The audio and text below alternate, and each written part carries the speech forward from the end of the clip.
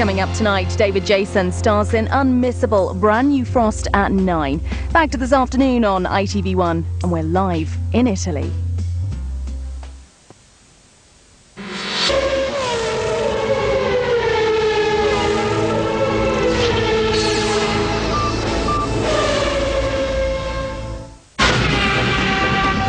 Formula One on ITV, sponsored by Toyota.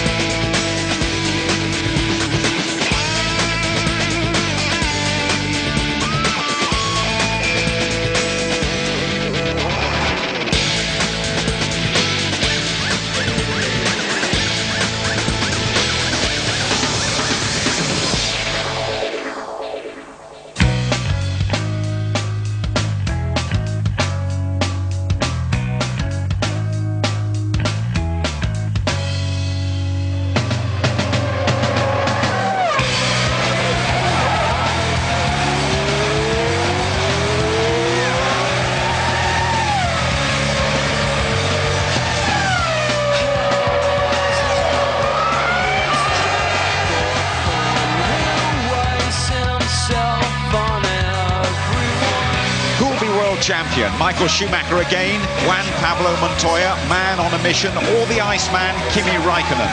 The holder won't go quietly. Surely this is going to be provisional pole for Michael Schumacher. No problem about that. He goes fast as he's very pleased with that lap. And the punch of the fist was a message to his rival Juan Montoya, and it said, go on then, beat that if you can. And Montoya couldn't. The President Montezemolo and the champion share a cuddle. It's the top two up front on the first row at Monza, home of the Italian Grand Prix. Hello, good afternoon. What a great sporting scenario. Michael Schumacher arriving in Ferrari country after being lapped last time out in Hungary. Juan Pablo Montoya, ever present on the podium since Monaco back in June. And the super cool Finn, Kimi Raikkonen, both breathing down his neck. A single racing error or breakdown, the title could be gone. It's pole sitter Schumacher then by 1 from Montoya. He won a Grand Prix for the first time here a couple of years ago. Then Raikkonen, very confident with his strategy this afternoon. Ralf Schumacher, though, he is right out of the title picture. Not racing this afternoon. He's replaced by test driver Marc Genet at Williams. Ralf Schumacher complaining of headaches in the wake of a big testing crash here last week. Alonso, Hungary winner, on the back row this afternoon. Barrichello riding shotgun for Michael Schumacher. And Trulli's qualified really well for his home Grand Prix. The constructors, that's a very competitive three-way contest too. BMW Williams leading for the first time this year. Ferrari just 8 behind. McLaren Mercedes very much in the frame too. Lower down, those 5 teams squabbling for 5th place. Mark Blundell and Tony Jardine with me in our leafy little enclosure. Even before qualifying yesterday, Tony, you went for Michael Schumacher for the championship again. Well, I've just reinforced that view simply because after Hungary and all the embarrassment, the Ferrari president, Luca Di Montezemolo, said this cannot happen again. Corriere della Sera said Ferrari in crisis. They've thrown everything at that car. Bridgestone have helped. 2,000 tyres between Michelin and Bridgestone tested here last week in testing alone. You know, resource. You're a Montoya man, but you're looking towards Schumacher as well for the title finally. I'm going to agree with Tony. I'm still going to go with Schumacher because he's got the experience, 5 times world champion. The team knows how to win the world championship. But watch Montoya. Yes, I'm a big fan of him, and he's always got that sparkle, unpredictable. Right, let's review qualifying too. Marc Genet, the Spaniard, coming in very, very late for Ralf Schumacher and doing himself a power of good, Tony. Well, he had a late call. He had this wake-up call. He put the phone down again, and it was actually Dickie Stanford, the team manager, saying, oh, you're on duty. So the second call, he sprang out of bed, and look at the job that he did. absolutely tremendous. First at the time, but he ended up in that 5th place on Montoya, and the team approved of that. And he had big catch-up to play because he hadn't driven on Friday. First pit stop will be a big moment for Marc Genet. How about Fernando Alonso, the young driving darling of Spain, winner in Hungary last time out? What a contrast here, though. It's the highs and lows of Formula One, isn't it? I mean, yeah, he was the winner in Hungary. He comes here and he's on the back of the grid. He's got a big task ahead of him, but not down to him. And to give him his due there, he went into the chicane here, turns in first qualifying lap, boom, round he's going to go. He's got no traction control. He's trying to put 800 odd horsepower down onto the ground, no electronics to help him. That's his lap ruined. A little bit confusing for me. I thought he might have just pulled in and actually made the most of that extra fuel on board for the race, but he didn't do it. He continued. What did you make of Michael Schumacher's performance in qualifying too then? Outstanding. I mean, World Championship stuff. The guy just put this lap together. It was perfect. You know, you just watched him. It was so thrilling to watch. And he knew before he even got to the line that this was a lap which was going to be tough to beat.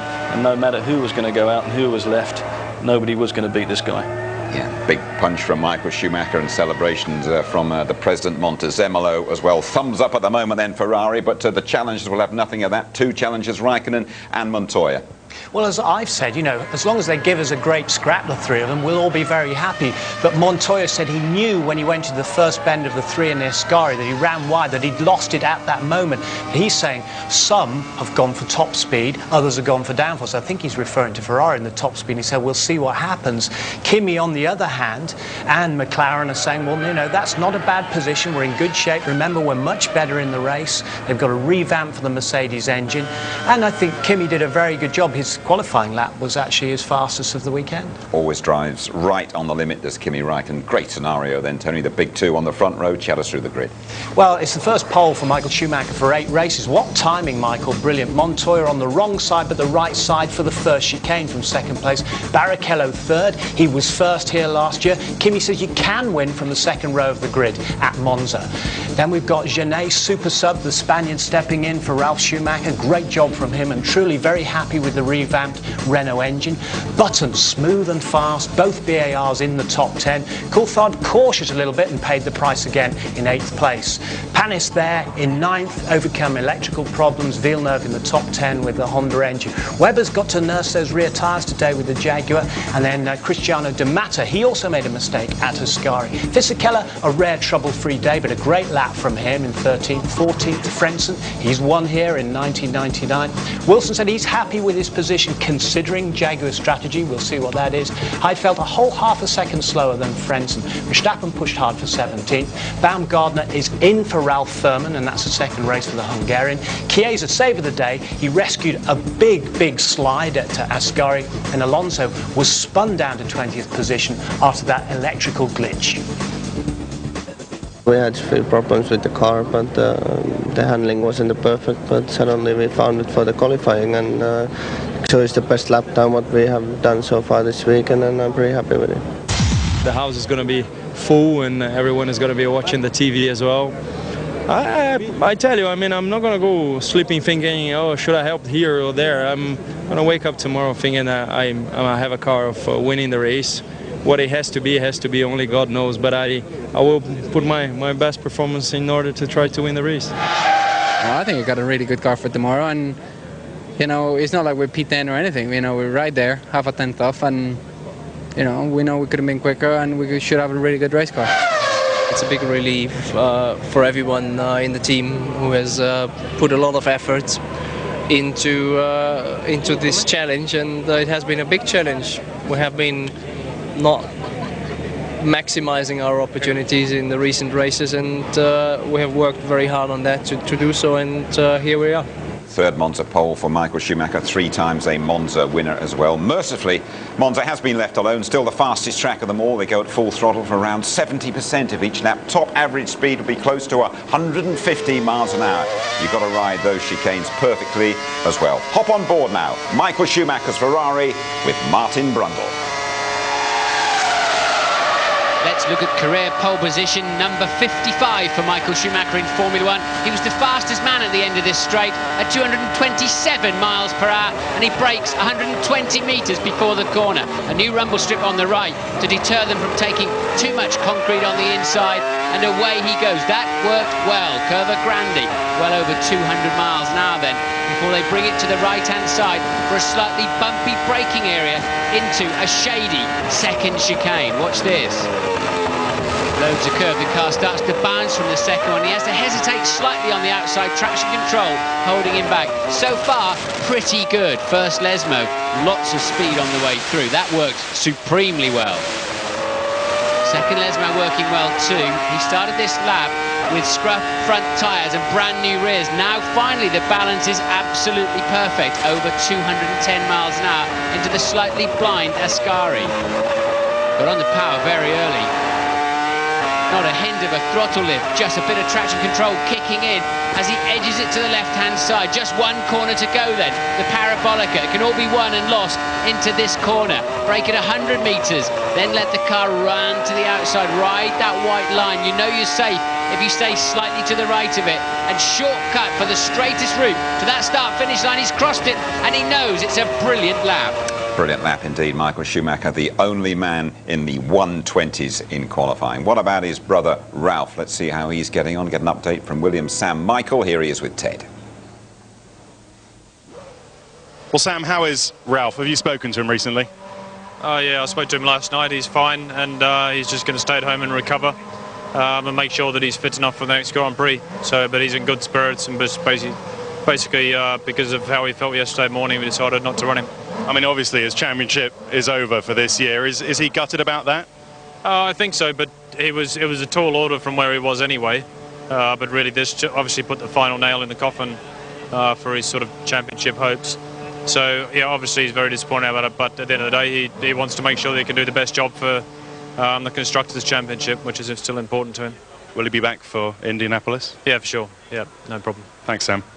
Delighted to hear that, because there has been a bit of doubt in that Williams team whether Ralph Schumacher would be okay for the race at Indianapolis in a couple of weeks' time. How about his brother Michael Schumacher, just leading the championship back here on pole at Monza? It has been a very long time, though, since Michael Schumacher has led a Grand Prix.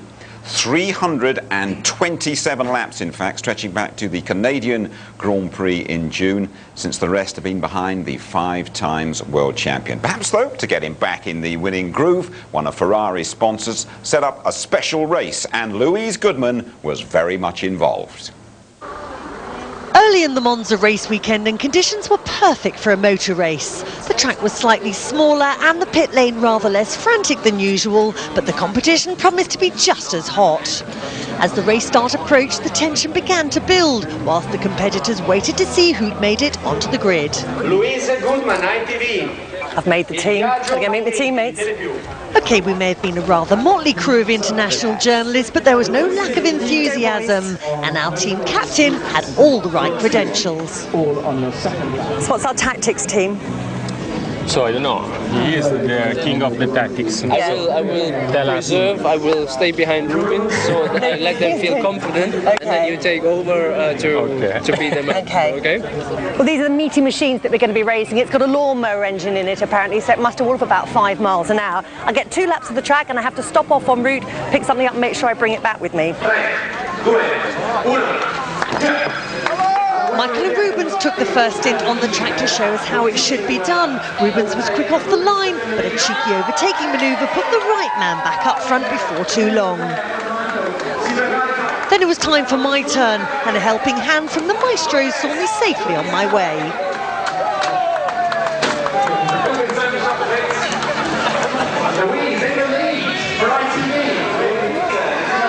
Clearly impressed by my speed and finesse. Check out that cornering.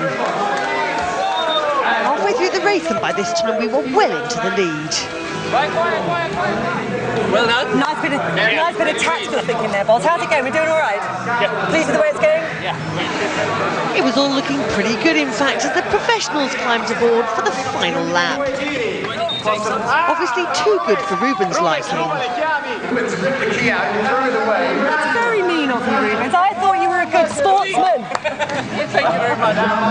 We're still beating you. Not even his sabotage could keep us down. The drama continued right up to the checkered flag, but there were no team orders this time. A winning start to Monza weekend for Schumacher, but will it continue? Another bit of silverware to add to the collection. A very competitive lady indeed, our Louise, but if you think Michael Schumacher's got what it takes to claim the trophy again, we want you to let us know. Text us on 86188, and if you think Michael Schumacher will win again, text GPA. If Montoya is your man, text GPB, and if Raikkonen is your choice, text GPC, and we'll give you the result a bit later. As always, be sure to keep in touch via the very popular ITV F1 website and let us know your thoughts and questions during the Italian Grand Prix. And I must tell you, at 12:30 this Wednesday lunchtime, you can chat live to Martin, and Mark is all set to respond on Ask the Team. Some famous dramatic characters around down there on the grid, and Ted Kravitz has found a few of them. Well, two gentlemen, no strangers to drama. How does the theatre of a Grand Prix add up? It was great. I mean, the amount of adrenaline. I think we've been riding bikes for the last 4 days, and so we've been having our adrenaline shots. And this whole place is full of adrenaline. I mean, it's very exciting. Getting more so, you can feel it, I'm sure, as we get nearer the start. And I want to be down here in the pits during the race because I think that's where it really happens. I don't much care for watching. It doesn't mean much to me, but seeing the guys here. Getting that car in and out as fast as possible. I'm really looking forward to that. Dennis? Obviously, easy rider it ain't, but you're biking down here, aren't you? We did over 1,000 miles. We started in Munich, went to Salzburg, Austria, dipped down into Italy, went up to San Moritz, down to Lake Como, finally got here. It was an incredible ride. Heroic. Lawrence, have you been involved in this as well, and who are you rooting for this afternoon?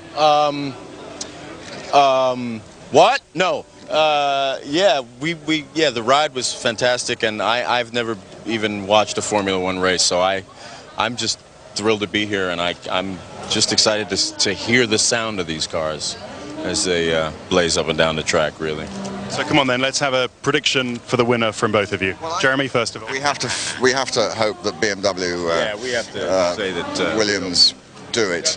It's the bikes, brother. Yeah. We're behind them. Okay, well, gentlemen, have a very good afternoon. Thank you very much. Ralph is not driving, and that the test driver is driving. That gives it an edge of excitement. Test driver's hungry, so.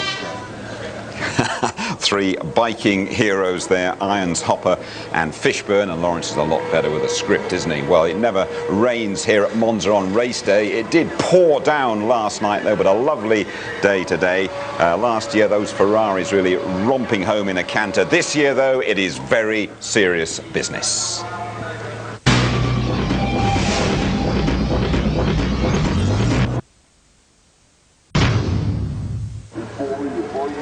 Absolutely beautiful day here at Monza, 23 degrees and blue skies as well. We're meeting the BAR team throughout the weekend. Both drivers, Jenson Button and Jacques Villeneuve, are in the top 10. We're going to take a look at their different driving techniques very shortly. But first, a spot of hospitality in the BAR motorhome. Louise Goodman joining Jenson and his physio, Phil Young, for a chat over dinner.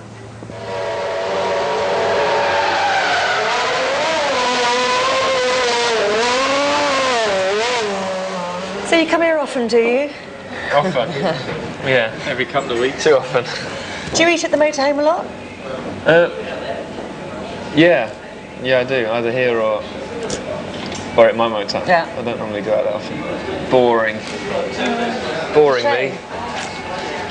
That's easier, practical though, isn't it? It is. It's easy, and I normally go to bed quite early as well. Now and again, I go out for something to eat.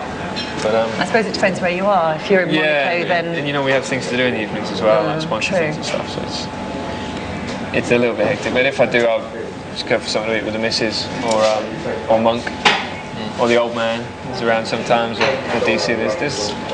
Yeah, loads of people. Do you get with David as well? Yeah, quite a lot. Yeah. Normally on Saturday evenings for the race. I suppose your motorhomes parked together, aren't they? So Yeah. if you're...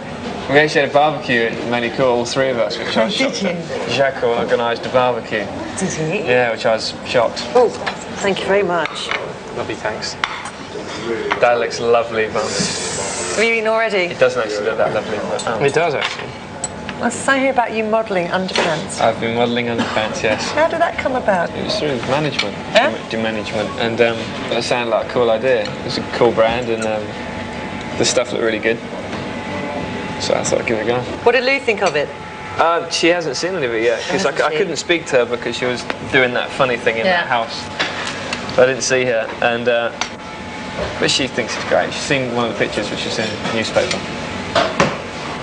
Which I thought I looked a bit skinny, but she said it looked alright, so I'm happy. Is it nice to have her back? Yeah. I just think it is. You missed her when she was big gone, time. didn't you? It was like someone cut your arm off. The worst thing is now, I've been away for 6 weeks, which is tough. But now I know I could see her. It's even more difficult because I'm racing and she's doing her own thing. Lou arrived today, this morning, to watch practice and everything. So it's good to see her, and it's the first time she's been here for 6 weeks. Or, no, 8 weeks. Do you get jealous when Louise is here? Of course we normally have our candlelit dinner for two, which the girls always seem to have ready when we come down to eat. Yeah. And then Lou arrives, there's three of us. I'm out. Yeah, he's out. Yeah. He's on his own then. Then I have a romantic meal for one. Does it make a big difference having her around? It's nice to walk down the stairs before I go out for quali or something and see her smile. And having somebody other than Phil to chat to in the evening. Yeah. Lovely though, that is.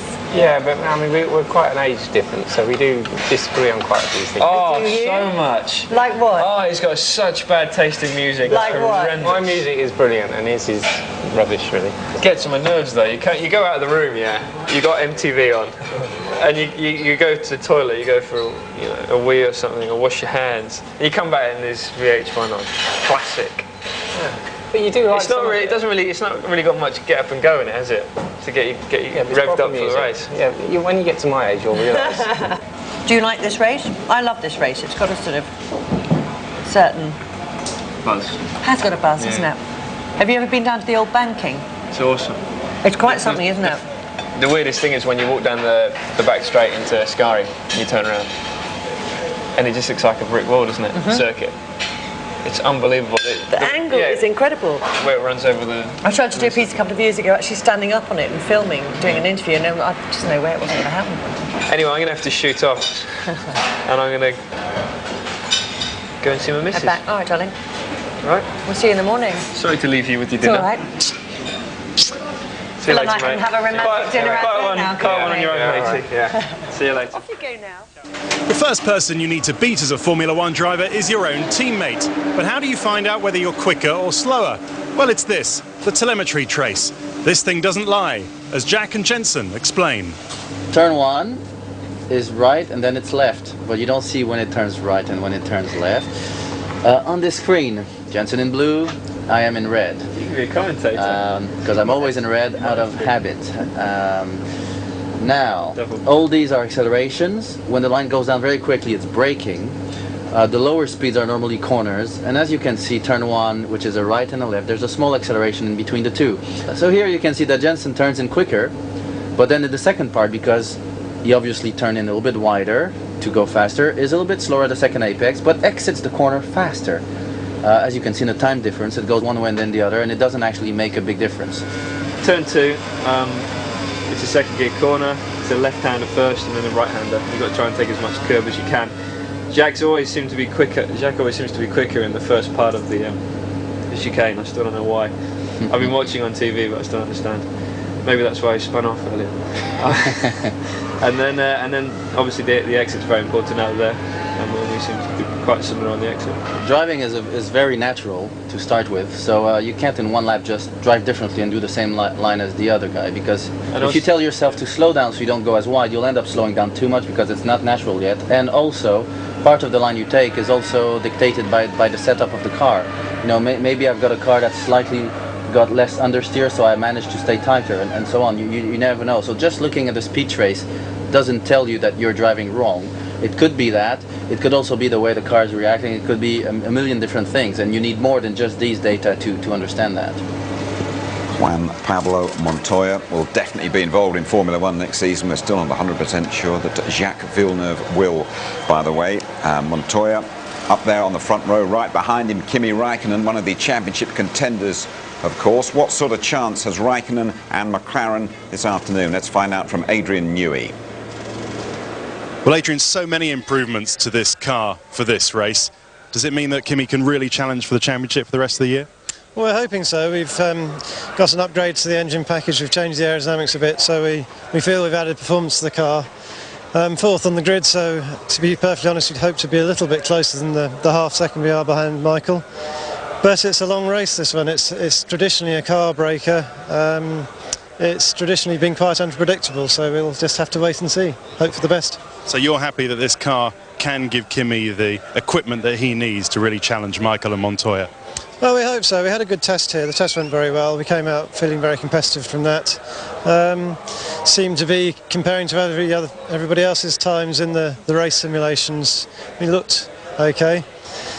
We will have to wait and see. Have a good race. Thank you very much. Indeed we do. We're waiting just under 25 minutes before the start of the Italian Grand Prix. Rubens Barrichello, last year's winner, chatting away there. I want to talk to you though, Mark Blundell, about the tyre issue. I'm sure a lot of people have read about the row about tyres. Any effect this afternoon? I don't think there's going to be too much effect at all. I mean, we're talking about a very, very small change to the Michelin tyre, about the width of a matchstick. But the big problem is going to be come the end of the race. That's when the FIA are going to measure the tyres then there may be some discrepancies. So, you know, a guy on Michelin may win this event and may not win it after. Yeah, for anybody that might not know, Tony, there has been a big row, and Ferrari saying that the Michelin tyres are illegal. They've changed that now and everyone seems happy, but is it going to work out that way? Well, we hope it will be, because the FIA, the governing body of the sport worldwide, have said that the matter is closed, and therefore they're satisfied that the measurement they will use afterwards will put it all out of any doubt whatsoever.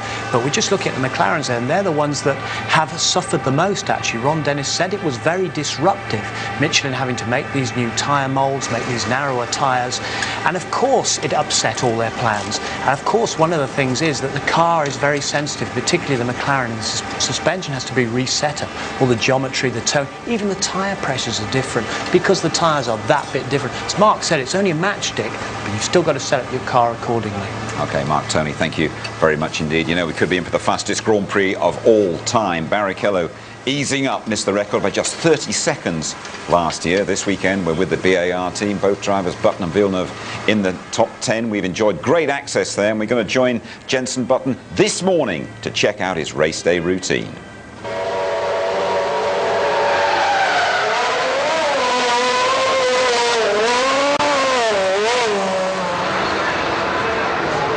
On race day, and Jenson arrives in the Monza paddock at the start of a very busy morning.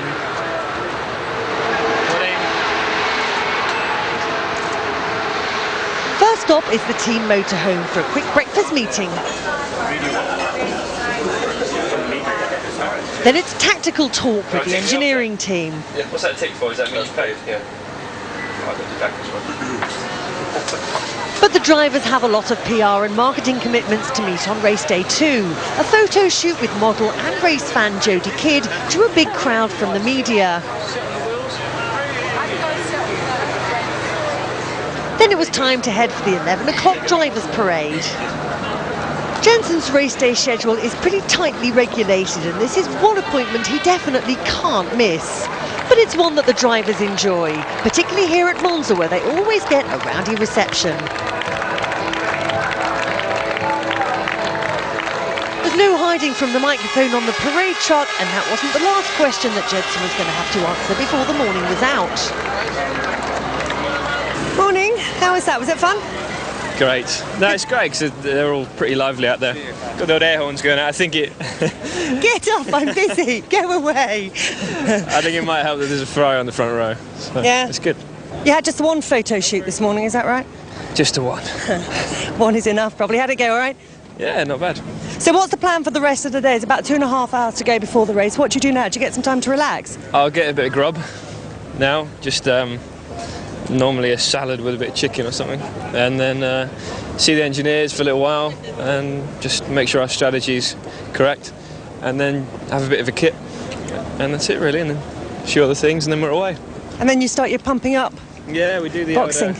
Do the odd massage and a bit of neck work and a bit of boxing. That still makes me laugh, that boxing bit. Come and watch me. Oh, I'm all tense. Tense is supposed to relax you after a massage. No. After the massage, you're supposed to work yourself up again, get warmed up, and. So does Phil sort of shout at you and give you grief and? No, because if he did, it just make me laugh. Have you met Phil? Of course I have.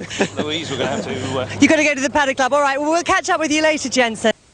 Jensen Button, fifth last year, same again, would do very well. That was Marc Genet. We just caught a brief glimpse of him. What a great job he has done standing in for Ralf Schumacher, who's gone home after that very big accident in testing here last week. Let's have a word with a man who's going to be third on the grid. It is Rubens Barrichello. Rubens, if the fan support could translate into track performance, I think it would be a Ferrari 1-2 today, wouldn't it? Oh, absolutely. I mean, it's... although I thought that on the parade lap there wasn't that full, but it's always great to see them, and since last week when we were testing here there were a lot of support, so it's always nice. Now all eyes obviously are on the championship this weekend. There's been a lot of talk about team orders, team tactics. What part can you play in the race today? To be very honest with you, I'm a very open guy. I play for equality, and I hope they don't come into play. If it happens that I can help Ferrari by somehow, at the end of the day I have to do it because everyone works here for Ferrari, but I hope they don't come into play, and then we have a safe race and a good one. And probably a very close one. I mean, there's nothing between those two guys on the front row. Do you reckon we're up for a very tight race today? It's going to be a great time anyway, because it's been very close, the times and so on. We couldn't discard anyone. There's Kimi here as well. There is Jenny, so people will be coming. I mean, you never know if Alonso at the back of the grid with the star they have, if they're going to be here as well, so it's open-minded. That would be something to watch. Thanks, Rubens. Second in 2001, the winner last year, Rubens Barrichello. We're going to have a word now with Alan McNish, Renault test driver. Renault, as Rubens been saying, Alonso down the back, but Jarno truly was Martin Brundle's driver of the day last season. He's in good shape, Ted. Yes, very good indeed. And Alan, this is really Monza on a race Sunday. I mean, look at this scene. This is fantastic, isn't it? No, it's really emotion. That's the one fantastic thing about this place, is that whichever race you come to here, there's always the passion, there's always the red, there's always that emotion that bubbles over. Let's talk about the red star then, Michael Schumacher. What do you think he's doing strategy-wise? A short first stint? I think he's on 2-stop like the majority of the grid. There's possibly one other on 3, but I really do believe that Michael's actually in a competitive situation this afternoon, and I do think it's down to 3 drivers to win the race. Let's just talk about Fernando Alonso, of course, who made a mistake in qualifying, has to start at the back. What's his state of mind? Well, it wasn't actually a mistake. He had an electronic problem which switched off all the systems. Yeah, so apologies for that. Yeah, and so, you know, he's in a state of mind where he can only go forward. That's the thing, so he's going to attack, but the one thing that everyone's aware of is the first corner and the possible melee there. Just finally, let's talk about you for a minute. I heard a rumour that you might be back in a race seat with Jordan next year. True or false? Rumours. Now, obviously, it's well known that that's what I want to do next year, is get back into racing, and we know what possibilities are up and down the pit lane, and I would certainly feel that this year has been a very strong year for me and helped me on my quest. Who'll be the winner? I always intend to be the winner. No, I mean of the race, you, not you. The winner of the race comes down to 3 people. It's either going to be Raikkonen or Juan Pablo or Michael. I'm going to plump for Michael. Okay, thanks, Alan. There's another Michael Schumacher supporter there. And what about that little rumour that Alan McNish might be in a Jordan next season then, Mark? What about that one? No, it's quite possible. I mean, Alan's got all the credentials as a driver, but the issue is he got some bank money to go with it? Because I think Jordan are in crisis with the finances. How about the tactics for this race, Tony? And I'm particularly looking forward to the start and that 200-mile-an-hour dash off the line. Well, you know, it's going to be very, very close. What we've got to remember is this season we've had a tremendous amount of excitement and overtaking. Look at the British Grand Prix. And here we've got the cathedral of speed where they're reaching 220 miles per hour. They've got to be slipstream. There's got to be good overtaking today. you've got the temperaments. That's the problem for me. You've got the German on one side, and then you've got the Latin temperament at the Colombian with Montoya, and the Iceman behind is going to be watching it all. So, you know, when Montoya goes into the first corner, there's got to be some fireworks. Have a look at that. Always pandemonium down there on the grid. David Coulthard looking remarkably cool, and Martin Brundle is down there in the thick of things. Hello everybody, welcome to Gridwell. What do you want to know? It's going to be quite a race. We're expecting something very spectacular this afternoon. And Michael Schumacher here on pole after a supreme lap yesterday.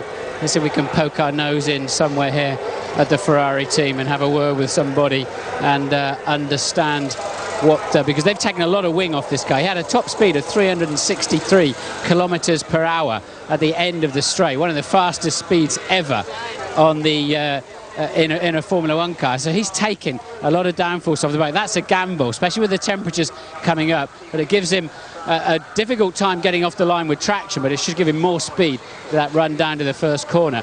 Interestingly, yesterday on the grid of the Formula 3000 race, those people on the right-hand side, and Montoya over here, now none of the three championship contenders want to talk today. They're all so keyed up. I've spoken to them and they're like, I'd rather not, I just want to stay focused on the race, so I don't think it's fair of me to go barging in. But Montoya then looking as cool as ever. But I started to tell you, in the F3000 race yesterday, the right-hand side of the grid got away supremely well. So, hi Mario Ilian from Ilmor.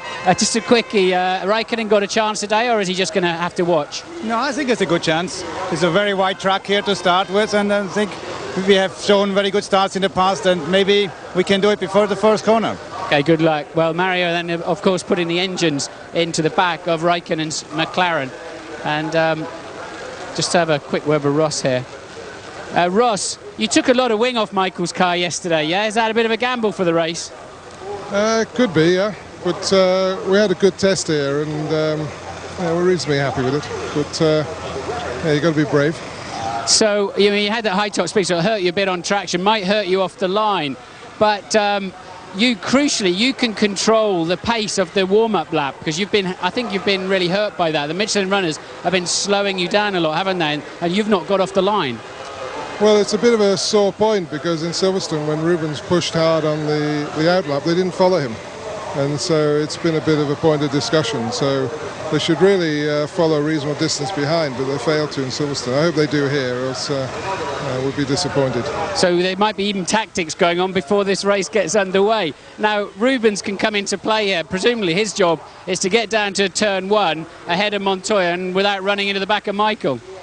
Well, yeah, Rubens is the one in the first four who's not in with the championship, and of course when it's a 50-50 situation, drivers, everything's going on in their mind, and we've seen a few cautious races from Michael because he's had the championship in mind. And I think with Juan Pablo and Kimi, they're going to be the same. So Rubens is going to be the guy who can go for it on the first lap. So you might see something interesting. And we think people are going to pick quite early, yeah, today? Couldn't possibly say. Cheers. I'm going to have a wander down and see if I could find anybody else that can give us a view, maybe from the blue and white propeller side of the Mario Thiessen, Dr. Mario Thiessen here. Any chance of a quick word? We're live on British TV. We've heard Ferrari obviously taking a bit of downforce off and taking a gamble for the race today. How confident are you? Well, we are confident. I think what we did with a bit more downforce on the rear wing should be a good solution for the race, for tire consistency. And the question really will be how good the tires are over a complete stint. And are you confident? I mean, you could have been on pole, but are you confident for this race? We could have been on pole, yes, that's true. We don't know how much fuel Michael has on board. How good the time was, we will see at the first pit stop. I hope we can stay out 1 or 2 laps longer than Michael. Okay, thank you very much. Well, see, that's interesting to me. They don't know. With all the data, they're not absolutely sure how much fuel Rubens Barrichello's got on board, or Michael Schumacher for that matter, despite the simulations they can do. They can have an educated guess, but that's about it. Now, Marc Genet, who's standing in for Ralf Schumacher, also doesn't want to... right, maybe he does. He does. Let's just have a quick chat with Genet. No, he doesn't want to today. Apparently he was saying that he was nervous. Let's just quite quickly down there to Jenson Button. We're having a BAR weekend this time. Jenson, some points today? Oh, yes. Loads of them? Be nice, wouldn't it? We need it. All right, good luck. Thanks for talking to us. Back to you in the studio. Be lovely for Jensen to get a few points today. Let me just tell you that 50% of you believe that Michael Schumacher will be champion again. 39% go for Juan Pablo Montoya and 11 for Kimi Raikkonen. So Michael Schumacher gets your vote. The big three totally focused. Watch out for Rubens Barrichello at the start. Michael Schumacher certainly has the knowledge. He has won here 3 times. Montoya, he took the F1 checkered flag for the first time 2 years ago. Raikkonen, he's never even picked up a point here. The Ferrari fans, the Tifosi, will blow poles to the Schumacher towards the first corner. If it is raw speed you're after, look no further than the Italian Grand Prix.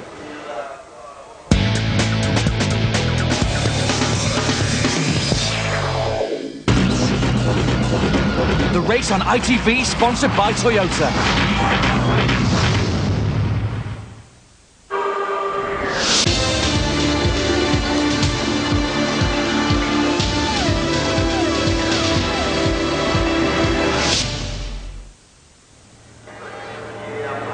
This is a wonderful racing venue. Monza in the Royal Park to the north of Milan. No other track has hosted more Grand Prix. You're with the ITV F1 team for the 53rd Italian Grand Prix. It's a big one as well. Let's join Martin Brundle and James Allen. Now, James, I talked to Sir Frank Williams at our hotel last night. His eyes were shining. He was bubbling with enthusiasm, and we really all feel the same way. Well, absolutely, Jim, and let's face it, he's got every reason to be upbeat. A win today for his driver Juan Pablo Montoya, and he would be leading the World Championship for the first time in his Formula One career. What a tantalizing prize that is. I was on the grid just a few minutes ago when Montoya got out of the car. No signs of nerves whatsoever, but he was just looking intently down this long straight that leads into the first corner, the very tight chicane. And what a run down to the corner that's going to be. The anticipation, the sense of excitement for this sprint race between Michael Schumacher and Juan Montoya. Well, it's got everybody here on the edge of their seats. A wonderful, wonderful atmosphere, as always at Monza. There really is nowhere else like it. Well, the great Enzo Ferrari used to say a win here at Monza is worth half a world championship. And certainly in PR terms, it's a big, big deal for Ferrari and Michael Schumacher to win today. You can see he's sitting in his cockpit, eyes closed, just visualizing the run down to the first corner. But after a 5-race drought, a win for him would certainly move him a big step closer to the record 6th world title. Just 1 point he is ahead of Juan Montoya, who in turn is 1 point ahead of McLaren's Kimi Raikkonen. And neither of those two are really drivers that shy away from a bit of wheel-to-wheel combat, and we're certainly expecting to see a bit of that today. Monza is a track which encourages overtaking. We've seen plenty of it in the past. No doubt we'll see plenty of it today. But you can tell that the pressure is really on now with 3 races to go. Francois Frentzen there, just focusing up. There is Juan Montoya. Michael Schumacher doesn't normally celebrate pole positions, but yesterday when he crossed the line knowing he had put in a very, very good time, and subsequently when Montoya could not beat it, but look how close the margin is, 5/100ths of a second. Schumacher was like a child on Christmas morning. He was bouncing around. Tremendous pressure, Martin, lifted off his shoulders, because let's face it, this drought for him, 5 Grand Prix now without a win. He really felt that the pole yesterday sets him at least part of the way on the way to a victory. Yes, it was quite a brilliant lap, and he knew it too, and an important one. He does control the start of the race at least, and he's got a 4-meter head start on his rival down to turn 1 and his teammate just behind him. So Michael starts the race with the upper hand. Home support too, of course. Tremendous Italian support here for Ferrari. And he's won this race before, as we've seen earlier on in the programme, a couple of times from pole. So everything's stacked in his favour at the moment. But I just can't help but feel Montoya looks cool. I think something that was quite exceptional yesterday was just how well the 3 championship contenders handled the pressure. Now, Raikkonen too, you've got to bring him into that. They both did absolutely outstanding laps. Montoya making a very slight mistake in Ascari. As he said, I'm just a half a tenth behind. I've got a good car, and we think he's carrying quite a lot more downforce than the Ferrari, which will make it difficult for him to pass Michael in a straight fight along this pit straight here. but it's going to keep his tyres in much better shape. And interestingly, yesterday afternoon, after qualifying in his little press gathering, he said that he felt it gave him the advantage under braking as well. He feels under braking, which of course is how most overtaking manoeuvres happen, under braking into slow corners, he really has an edge over Michael in the Ferrari. He's got more stability in the tyre, more stability aerodynamically, and he reckons that the brakes are strong right the way through the race. And it's a psychological thing too, but he's absolutely right. When you've got such a low downforce setup for these 220-mile-an-hour plus top speeds, the cars are quite skittish, particularly towards the final part of the braking zone when the downforce has come off, the ride height's gone up, and the cars start to duck and dive, especially as you're downshifting. If you know your car's a little bit bolted out and just a few percentage points of greater level of downforce will help you quite significantly in the last 20-30 metres of the braking zone and helps you in traction too. Jeremy Irons there, famous British actor in the garage, one of a number of Hollywood stars, along with Dennis Hopper here this weekend, Lawrence Fishburne with the BMW team. Well, we've been talking about Michael Schumacher and Juan Montoya as we wait to get away from the line onto the parade lap. But let's not forget Kimi Raikkonen as well, starting from 4th on the grid as they set off. There he is, just behind Montoya on the left. No one's really been talking about him, but Martin, we've seen time and time again this season that the McLaren tends to work much better in a race than it does in qualifying. And you'd have to say that Raikkonen, of the 3 championship contenders, has the least to lose. Giancarlo Fisichella there looks like he's lost quite a bit, couldn't get the car going, stuttering away there in the Jordan, but I think he's got it moving now. What a shame, 13th on the grid, a great lap. Suspect he might be 3-stopping, but he's got it underway. Now, what are the tactics on this warm-up lap? I suspect Michael's out the front, trying to really hurry them along. Interestingly, it's Rubens that's leaving quite a big gap there. And Michael's going to want to drag them around to the start-finish line as soon as possible and at as high an average speed as possible to keep his tyres. And if Rubens was playing the game, they should be right up behind Montoya. A couple of other stories for you to look out for today. Jenson Button has been absolutely brilliant all weekend in the BAR Honda. Very, very tidy lines, driving very smoothly. Yesterday in qualifying managed to get 7th place on the grid. The car, we believe, is carrying a fair bit of fuel, so watch out for him in that tense battle for 5th place in the World Championship between BAR, Jaguar and Toyota. He is very well placed to score a hatful of points. Martin spoke to him on the grid, and we will be speaking as the race goes on to the technical director of BAR, Jeffrey Willis, who'll give us some insights not only into BAR's tactics for this race, but also to what he thinks is going on at the front of the Grand Prix. That should bring us quite a lot as well.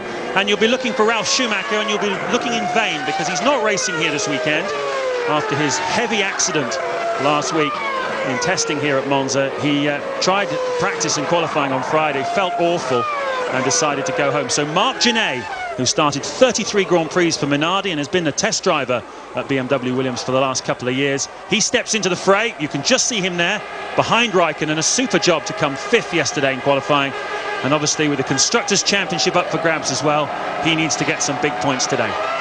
Michael then had 2 big burnouts on the final part of the straight into the Parabolica. Traction control switched off, just dumping the clutch and letting the rear tyre spin, building up heat. You can keep your left foot on the brake just to keep the brakes working hard too, and the heat transfers into the wheel.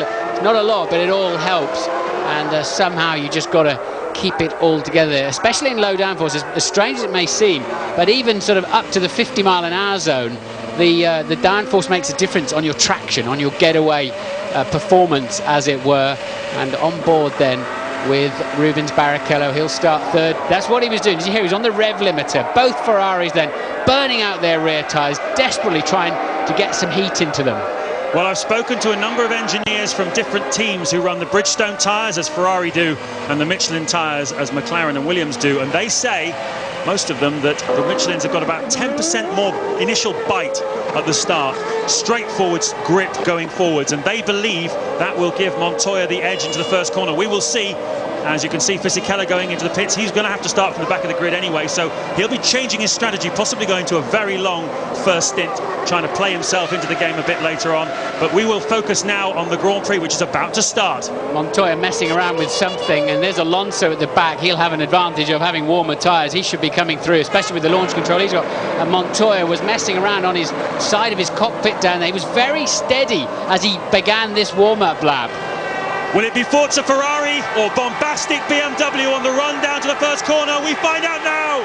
What a great start from the Toyota down the middle, and a big crash at the back. It's one of the Minardis, I think. Where's Montoya? They're side by side going down the run. He's got a poor start. Barrichello's attacking him. Will he get second place? Yes, he will. He resists Jarno Trulli, who got a flyer, but advantage Schumacher into turn one. Trulli and Barrichello side by side, and that's Justin Wilson. I wonder if it was his car that flew up in the air. We think it's Alonso ran into the back of Wilson. Alonso on the back of the grid after he spun yesterday, and look at this down into turn two. Schumacher having to cover the line. Montoya, will he get through there? They'll tangle if they're not careful. They're so close to tangling, and Michael Schumacher braves it out on the outside. Brilliant action on this first lap, and will he lose out to the fast-starting Renault of Trulli? No, Trulli backs out of it. It's Barrichello that lost out.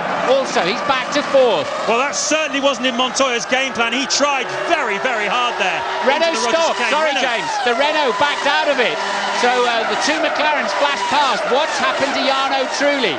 So Michael Schumacher, Montoya, and it's Barrichello, Raikkonen, and a very fast-starting David Coulthard. Well, Montoya said yesterday he was not afraid to attack Michael Schumacher here. There you can see Jarno Trulli. Something's gone wrong with that car. He's suddenly lost drive, so perhaps engine hydraulics, who knows.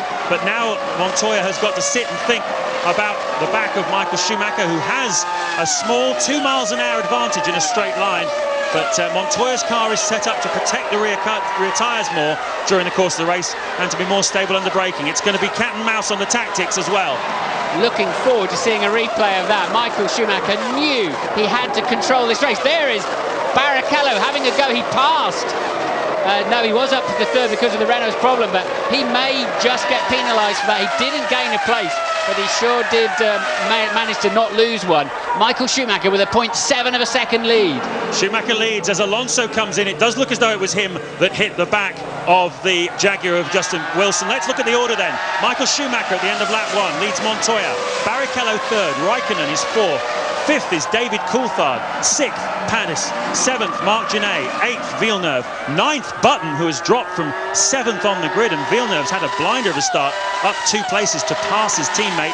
Webber is 10th for Jaguar, 11th Heidfeld, and 12th D'Amato.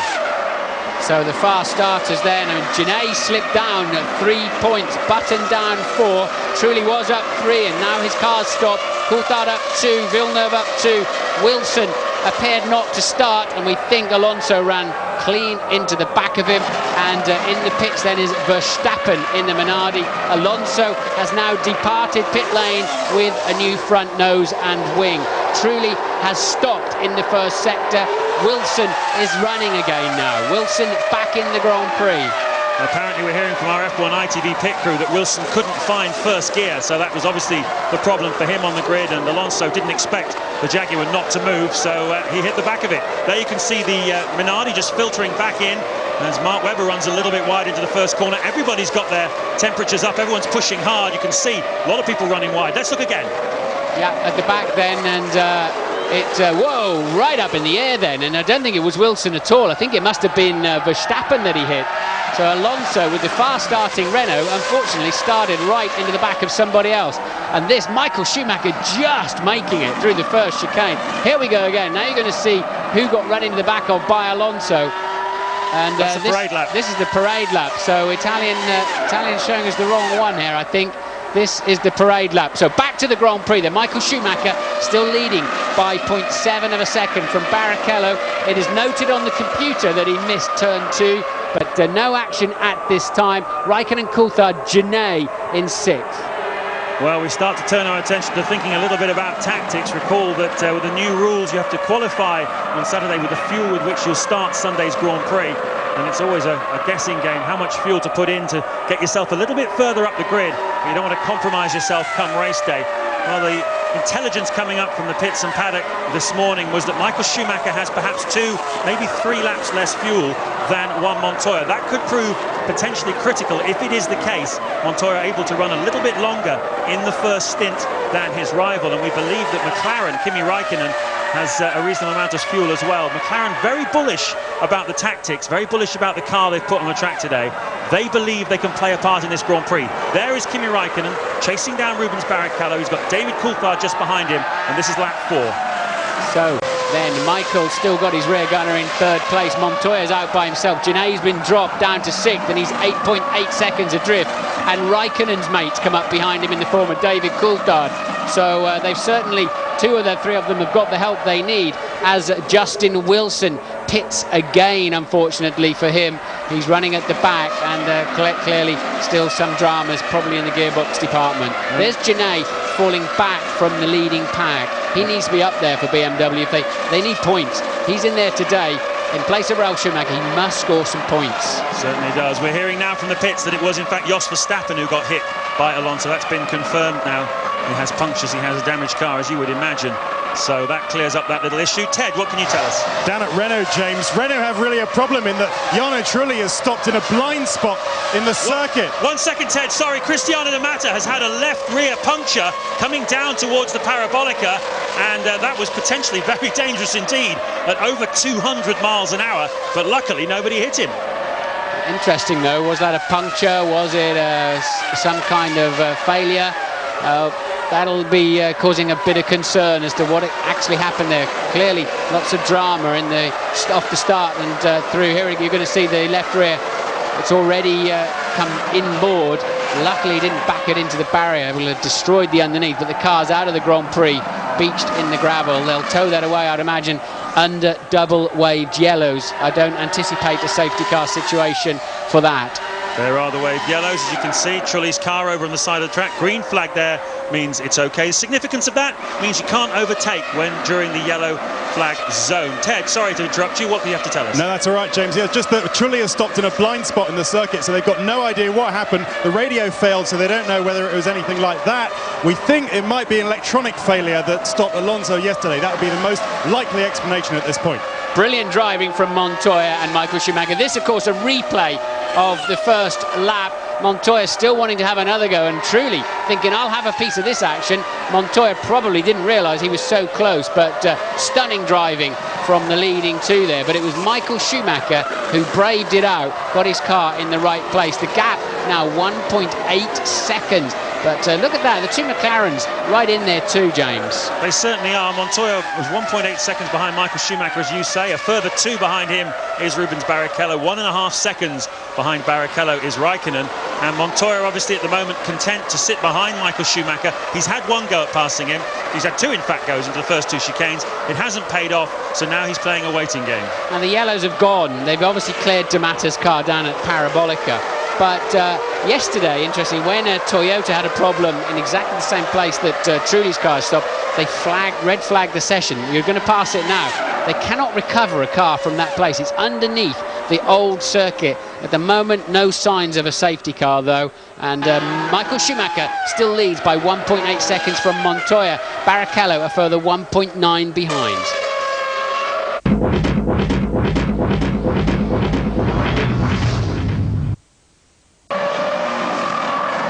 Lap 8 of the Italian Grand Prix at Monza. You've missed nothing. Rubens Barrichello there has just set the fastest lap of the race so far, a 1:22.3. Pretty fierce pace as he closes down Juan Montoya. His task today to get in front of him and try and protect Michael Schumacher and also protect his championship position by taking points off Montoya. That's what Rubens is trying to do. He's the fastest man on the racetrack at the moment. The two McLarens behind, Raikkonen and Coulthard, 4th and 5th. Playing a waiting game at the moment, but we expect them to come into the race more and more strongly as it goes on. Michael Schumacher leading Montoya now by 2.4 seconds. There is the Colombian in the BMW Williams. Montoya second, Barrichello third, Raikkonen fourth, Coulthard fifth. Marc Gené, super sub test driver in for Ralf Schumacher, is in 6th place, but now 11.5 seconds behind the race leader. Yes, he's not raced for 3 years, other than a few of the, what is it called, Super Nissan or something in Spain.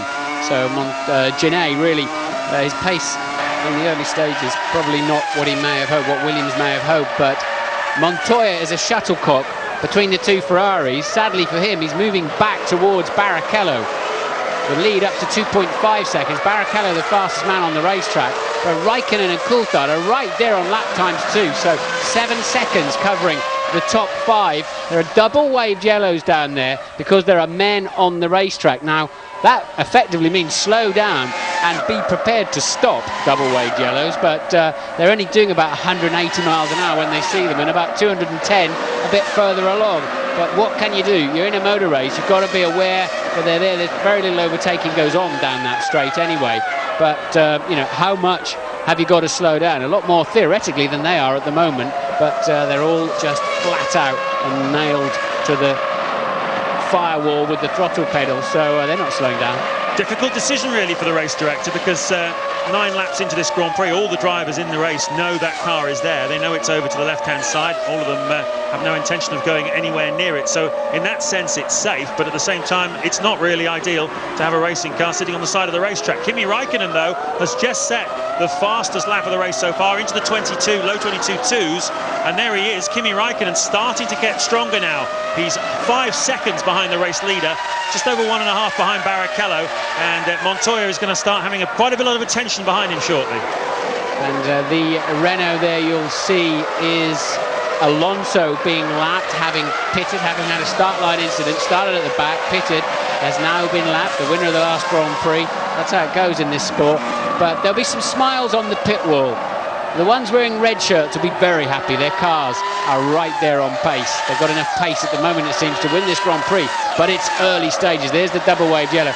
There'll be some smiles on the silver pit lane as well, pit wall, because McLaren are right in it at the moment with pace. We'll see when they stop, but I'm expecting stops sort of around 12 laps, something like that. Anybody coming in much later than that and they're leading this race or at the sharp end of this race are doing very well. But you have to say, you wonder what they're going to do about that stricken Renault. There were 2 guys on the track, but they were kind of looking at it as much, well, we're here now, but what are we actually going to do now we've arrived? Quick check on the Brits for you as Michael Schumacher sets a new fastest lap. He's trying to stretch out his advantage over 1 more second now ahead of Juan Montoya. Ralph Furman is watching this Grand Prix from the Jordan Hospitality Unit after a middle ear problem caused in an accident at the Hungarian Grand Prix 3 weeks ago. He's still not fit to race, so Zolt Baumgartner is replacing him. Wilson is out of the race, Coulthard is 5th and Button is 9th, and Jeff Willis, technical director of BAR, joins us now. Jeff, first of all, what happened to Jensen? Why do you go backwards? We had a little technical problem with Jensen. It slowed us down on the start, and we got jumped by Panis. But we're reasonably happy at the moment. What do you make of the tactics at the front, Jeff? We've got Michael Schumacher now 3.5 seconds ahead of Montoya. Montoya certainly had a go at passing him at the start, but do you believe he's got a bit more fuel on board? It's possible. He didn't make the start that we thought. We thought Juan Pablo would get the jump, and Michael's obviously got a very good start. Looks very exciting up at the front. Yeah, Jeff, when you do anything now, obviously you've got your 8th and 9th, so you're probably still in the zone you expected to be in, although your cars have swapped around. Will you change anything after that start with your strategy? No, we're pretty much on line with strategy. We'll probably swap the order of the 2 drivers stop. Panis is holding us up a little bit. We have to think whether he's going to stop before us or not. And how will you communicate that to the drivers? Just on the pit board, or do you trust the radio enough around here? We know which bits of the circuit we can communicate, and we'll give them the call when we need to. Okay, good luck. We'll talk to you later. Thank you. Coulthard has pitted then, so Coulthard pits at the end of the 11th lap. So first one in, first one to blink are McLaren, and down the car goes. Fuel, quite a lot of fuel going in, nice and smooth on the way out, but not a great stop there. And then he gets slightly held up, but of course they're both nailed to exactly the same speed down the pit lane, and not held up too much then by the Toyota. No, it was quite a lot of fuel that went into that car. It was over 9 seconds worth, so around about 60 odd kilos of fuel. That should take him, well, I imagine it'll take him about 20 laps further into this race. This is lap 12. We're expecting race leader Michael Schumacher to make a stop anytime in the next couple of laps, if our information was correct. Marc Gené also possibly for BMW Williams. We'll see. This is certainly the zone for the first pit stops. As we've seen throughout the season so far, they tend to run a slightly shorter first stint, so they're not compromised too much on the weight of the fuel in qualifying on Saturday. And then the second and third stints of the race tend to be a little bit longer. But if it is the case that Montoya has a bit more fuel in, he needs to be doing more with it, because he's not close enough to Michael Schumacher at the moment. Schumacher really is stretching his advantage. He's 4.3 seconds now. There you can see the almost half the length of the pit straight ahead of Montoya, and that's not at all in the game plan for Montoya. We saw the slow-mo replays of just the punishment these cars take over the curbs. Of course, they've got a ride height of something a little over half an inch at the front at low speed, and they're touching the ground at high speed.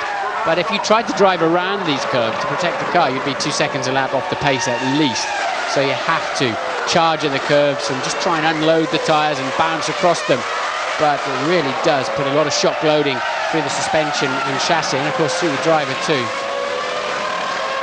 Well, Michael Schumacher went over 320 laps, racing laps this season without leading a single one. But from the start here at Monza, he's managed to get the lead. He's building on it at the moment. 4.5 seconds was the margin last time. He's extending it, you can see, 4.6. His stop will be shortly, and we can see that we saw a second ago that the BMW Williams team getting ready for one of their 2 drivers. We think that's going to be Marc Gené coming in first. The Spaniard currently running in 5th place. As David Coulthard made that early stop, he's dropped down now to 11th place. Coulthard had enough margin. I suspect why they filled him with more fuel is he was quite a long way ahead of 6th place man Gené, so they could afford to use 2 or 3 seconds of extra fueling to run him further. Normally, ideally, they would love to have just run this as a one-stop, or certainly a much longer first stint. And Raikkonen then, the second man in, Gené in 2, so Gené did pit for Williams. And I would think Kimi Raikkonen and the McLaren team will be very happy at how close he was to the back of Barrichello and Montoya in 2nd and 3rd. Slightly shorter stop for him, and Gené still stationary in the Williams pit then, and off he goes.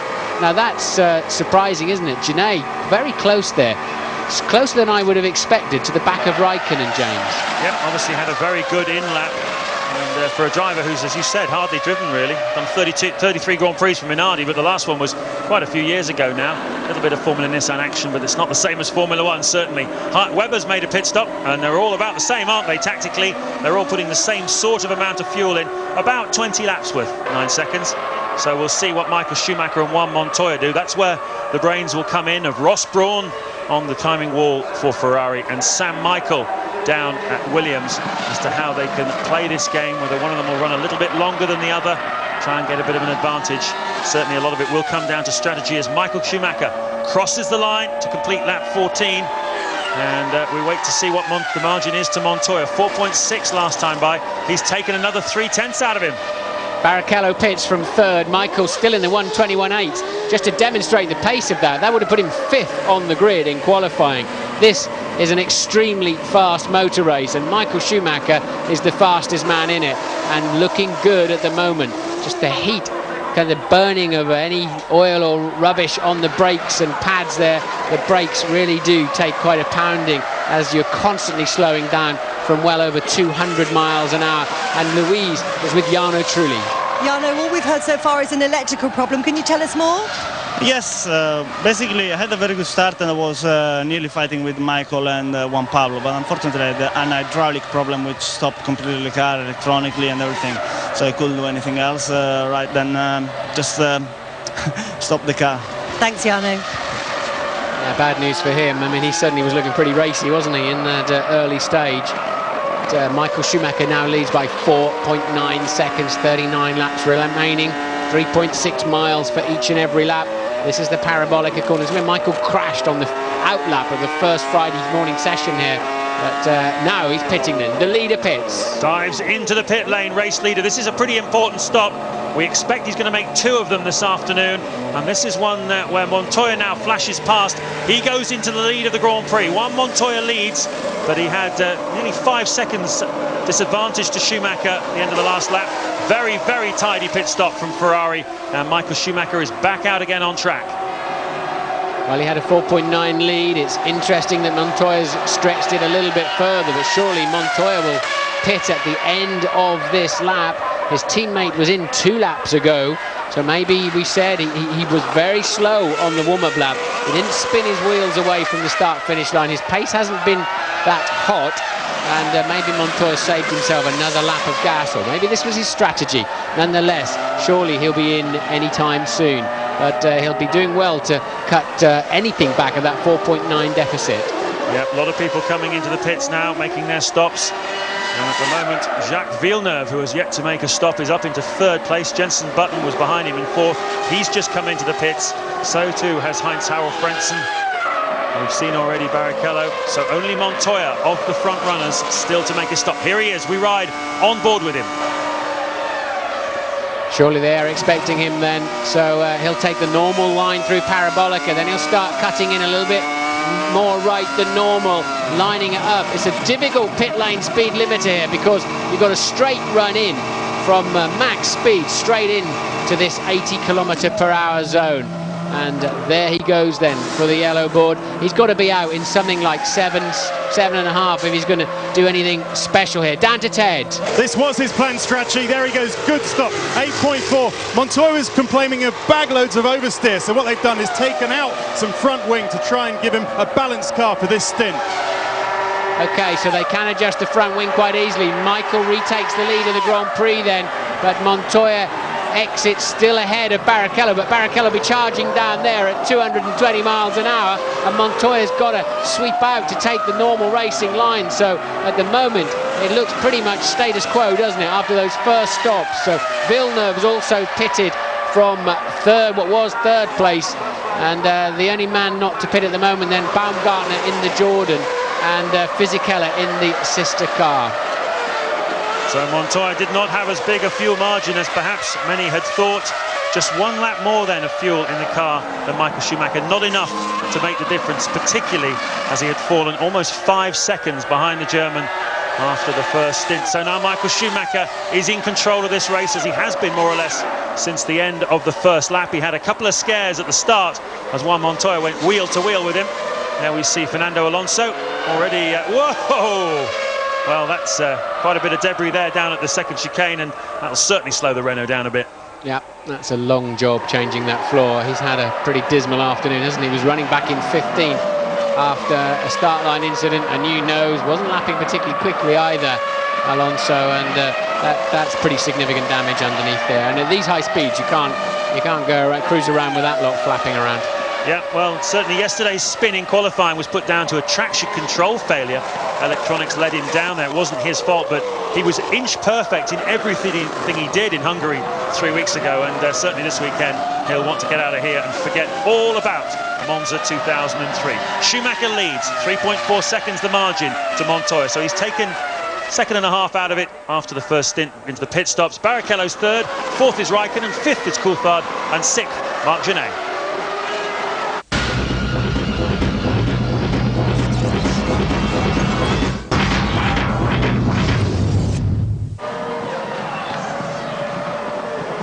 Lap 20 of the Italian Grand Prix at Monza. Michael Schumacher leads Juan Montoya with the margin which before the first round of pit stops just a few laps ago was 4.9 seconds is now down to 2.7 seconds. The changes which Ted described to us have certainly made a difference to the handling of the BMW Williams of Juan Montoya. He's much happier as Barrichello makes an adjustment there on his steering wheel as he goes down the straight, start-finish straight. And well, certainly Montoya is a lot more pacey in this middle stint of the race. Barrichello dropping away from him now. He's 3.7 seconds behind the Williams driver. Raikkonen, he's in touch, 5 seconds behind Barrichello, but just over 11 behind race leader Michael Schumacher. And David Coulthard is shadowing his teammate. So whether it was the change of front wing, taking a little bit of front wing out to dial out some of the oversteer Montoya was talking about, or whether he just prefers this set of tyres, you do get fractionally different feeling and balance and grip level on the tyres as Baumgartner pits from 14th in the Jordan. But whatever it is, Montoya's just completed 3 consecutive faster laps than Michael Schumacher, and suddenly in this phase of the Grand Prix it's Montoya on the offensive. There's your leader. The gap now is 2.5 seconds, so that's 4 consecutive laps. In this phase of the race then, Montoya is going to close Michael down, and Louise is with Cristiano D'Amato.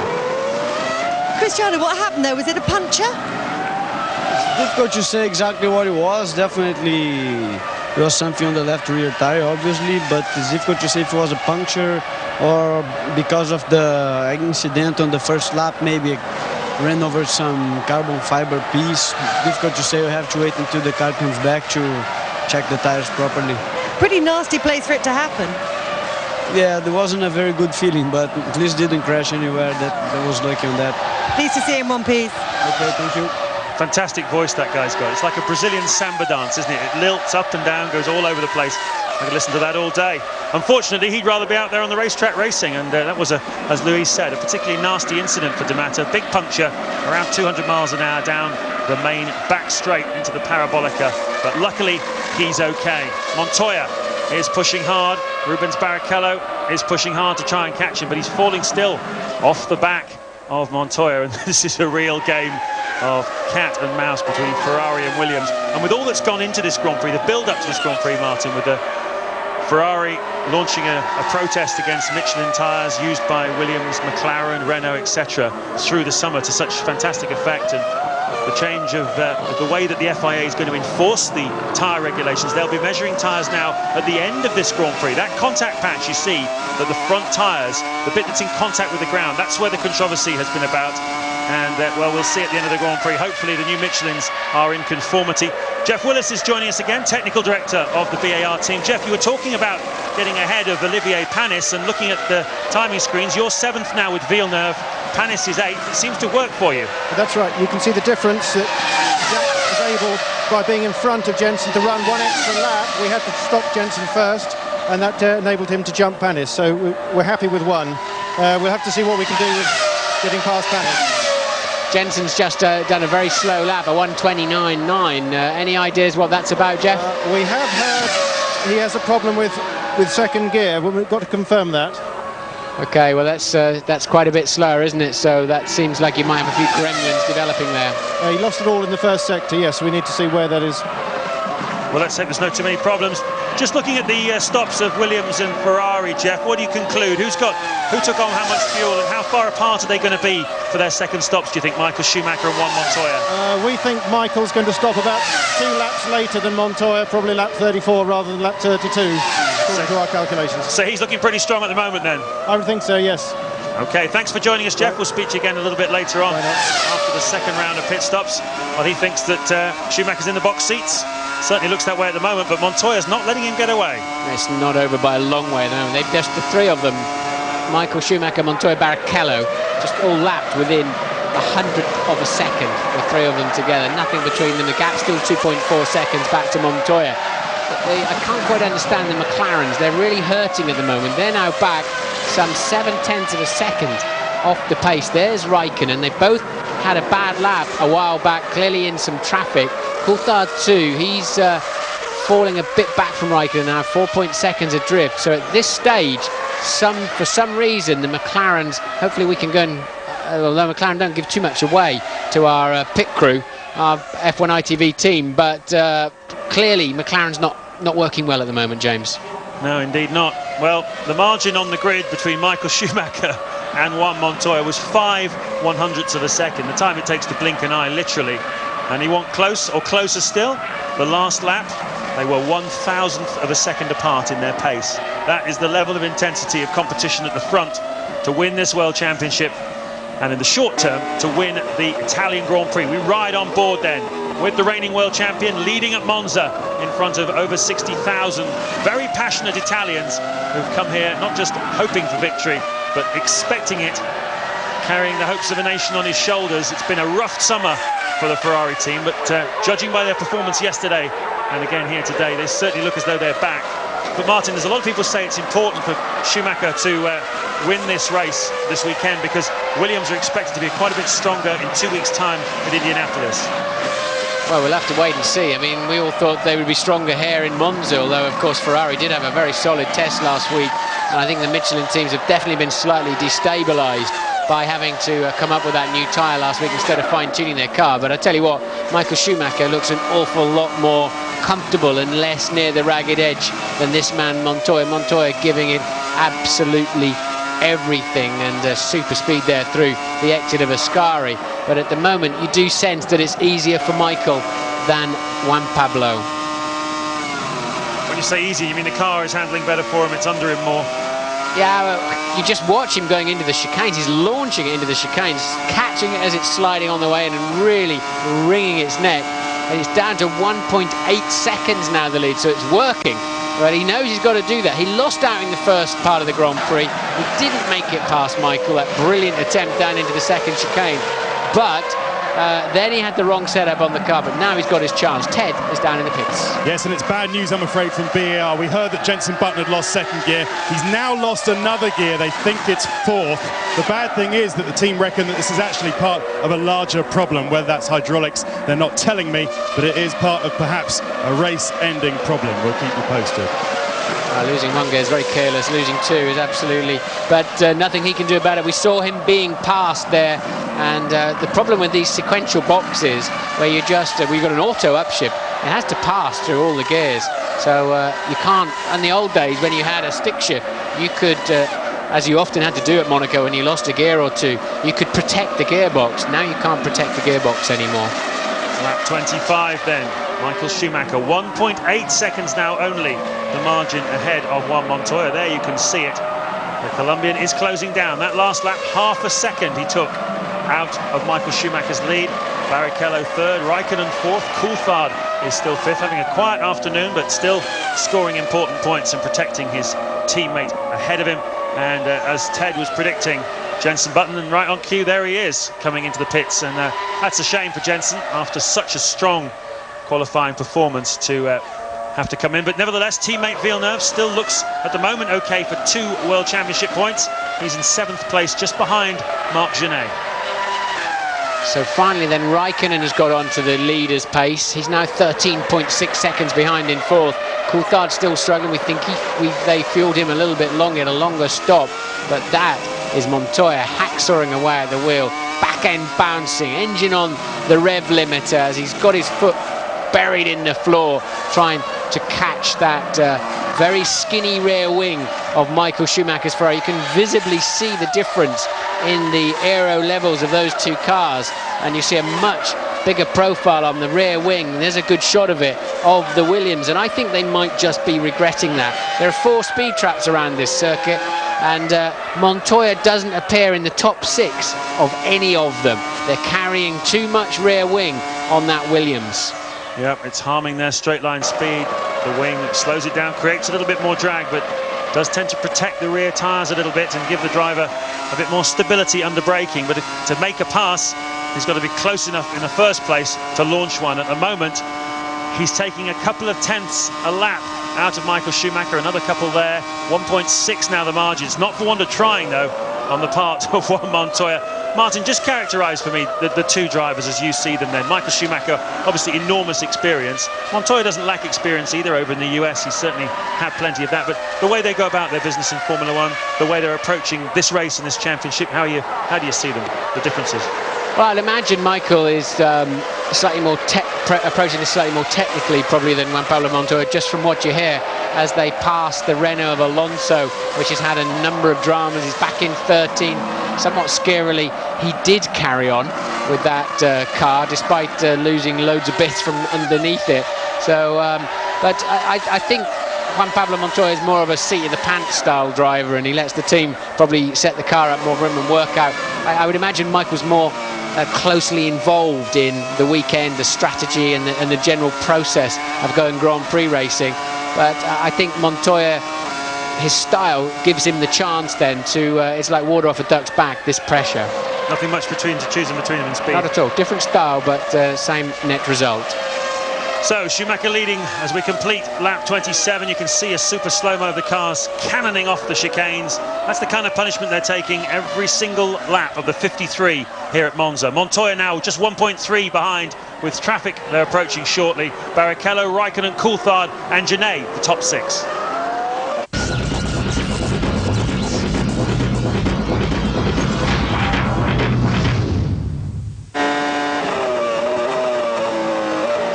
Lap 29 of 53 here at the Italian Grand Prix at Monza. Jos Verstappen there coasting into the pitch, but look how close Juan Montoya now is to the back of Michael Schumacher. He's clawed the gap down over the last few laps, and it's now under a second as they cross the line to begin lap 30. Verstappen, you see in the pits, under braking there into the first chicane. Look how much Montoya is able to close up to the back of the Ferrari of Michael Schumacher. Then as the Ferrari accelerates away, the gap grows again, a concertina effect.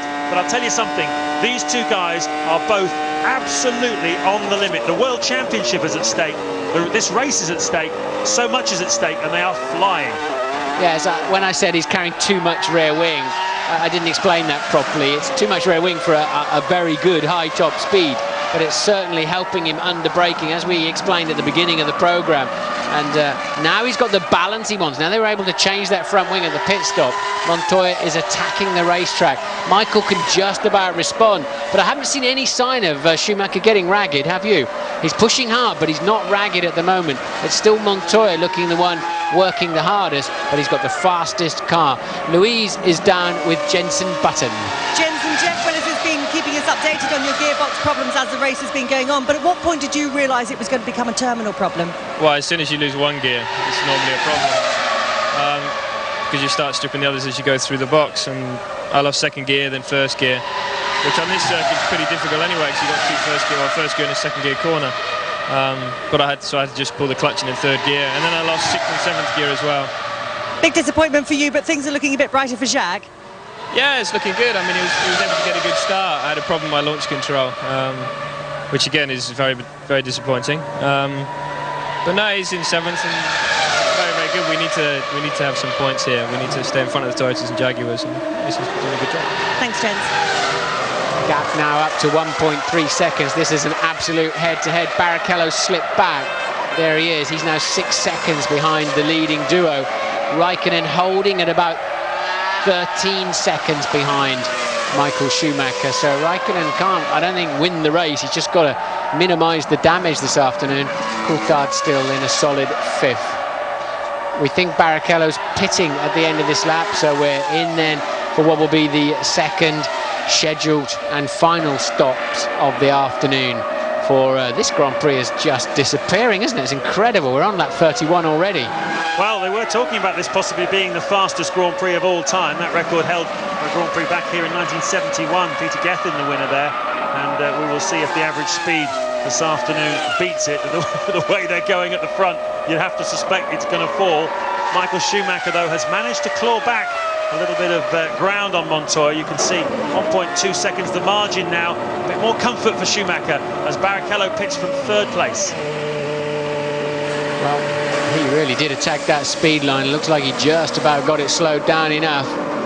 I think Barrichello can get in there and really help Michael now. Too much of a deficit on the pit stop, but he's got to keep push, because if there's a sticky wheel on the Williams, or the fuel nozzle's not quite right, or something like that, suddenly Barrichello can be in there inflicting some major damage on this man Montoya. The gap down to 1.2 seconds. We think Genet is now pitting in the sister Williams from what is 6th place, 29 seconds adrift. Well, we haven't seen too much of Marc Genet so far this afternoon, replacing Ralf Schumacher, who's gone back to Salzburg complaining of a headache after the first qualifying session. Genet stepping in, did a terrific job to get 5th on the grid as Olivier Panis comes into the pits. He's in the last of the points-paying positions at the moment in 8th place. He's fairly comfortable there. Heinz-Harald Frentzen is his nearest challenger, and he was 10 seconds behind Panis before this round of pit stops. So Panis looking good to score points again for Toyota here this afternoon, as into the pits comes the Williams. And it's Montoya that's pitted. Montoya pits then. So from what was 2nd place, here we go. This is a crucial stop. World Championships are going to be hanging on these pit stops this year now.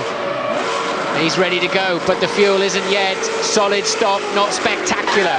Panis also pitted in the Toyota at that time. So now, when will Michael Schumacher stop? They must have short-filled Montoya slightly then on that first round of stops. Well, we heard Jeff Willis when we were speaking to him a while ago saying he reckoned that Schumacher had 2 laps more fuel, as we look at Coulthard making his stop. So these next 2 laps, absolutely critical for Michael Schumacher. This is where he needs to build the margin for victory. He was under a lot of pressure. He had Montoya breathing down his neck throughout the middle stint of this race, and he wants to make things a little bit more comfortable for himself. This is where he's got to do it, but unfortunately for him, he's got a bit of traffic to negotiate. Should pass that Sauber down the back straight before the Parabolica corner, although he is quite a long way back going onto the straight. We will see. But Heidfeld getting the message that he's got the race leader behind him, and he is not in a mood to be hanging around. Well, Ferrari team will hope that the team they supply engines to don't hinder their man. Heidfeld, fellow countryman of Michael Schumacher, literally getting out of the way, but giving Michael a tremendous tow down the pit straight. And it's a 1:22.1 for Michael. A lot of blue smoke down there at the first chicane. Somebody's obviously recently locked up. But a solid lap from Michael, a good lap, but he probably wished he could have been 3 or 4 tenths quicker there. And this is, as you said, James, his chance to start pumping them in. Well, it certainly has gone quickly, this Grand Prix. I'm sure for Michael Schumacher, it can't. The checkered flag cannot come quickly enough. He really does want the 10 points and the enormous sense of relief which would accompany it after such a difficult summer for him and the Ferrari team. Having been on top in the World Championship since the Canadian Grand Prix, to see everybody else closing up so much, with Montoya just a point behind and Raikkonen 2 points behind. That's not the kind of zone he wants to be in. He wants to put some breathing space, quite literally, between himself and his pursuers. And 2 points today, if he can come first with Montoya second, that would do the business for Michael. A little bit more space for him. And Ferrari getting ready in the pit lane.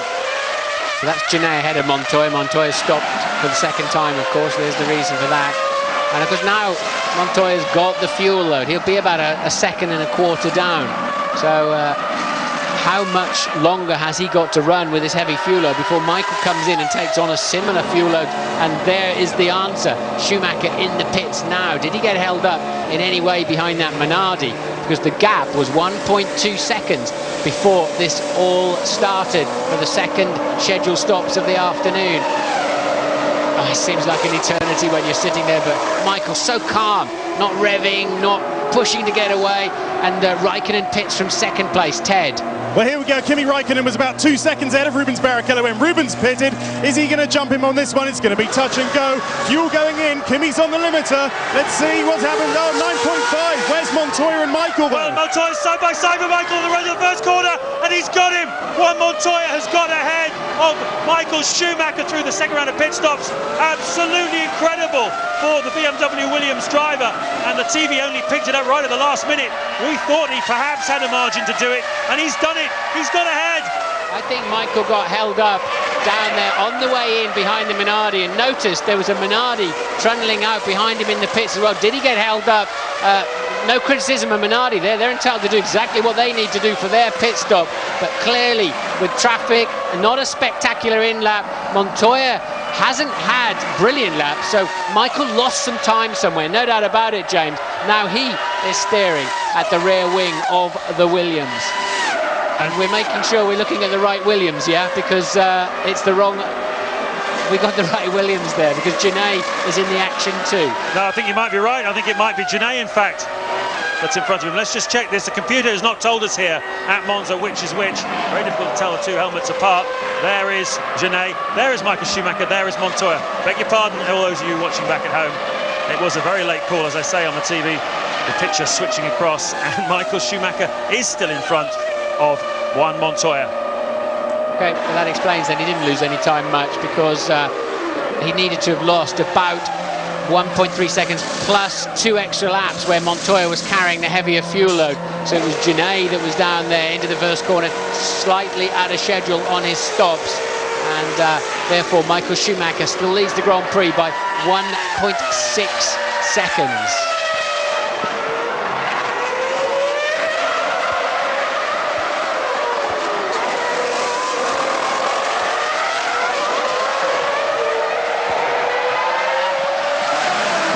Yesterday morning when they went out for the pre-practice, I was looking at the two helmets and thinking they're very similar. I hope it doesn't catch us out tomorrow. And there you are. They are very, very similar indeed. Anyway, Michael Schumacher leading by 1.6 seconds then from Juan Montoya. Genet has made his pit stop. He was in third place. Barrichello fourth. Raikkonen fifth. Coulthard sixth. Heinz-Harald Frentzen has made a stop as well. He is dropping down the order now. Villeneuve will be coming back up to attain his 7th place again, with Panis in 8th. So all as you were very much here at Monza after the second round of stops. Heidfeld was in P7 when he came in.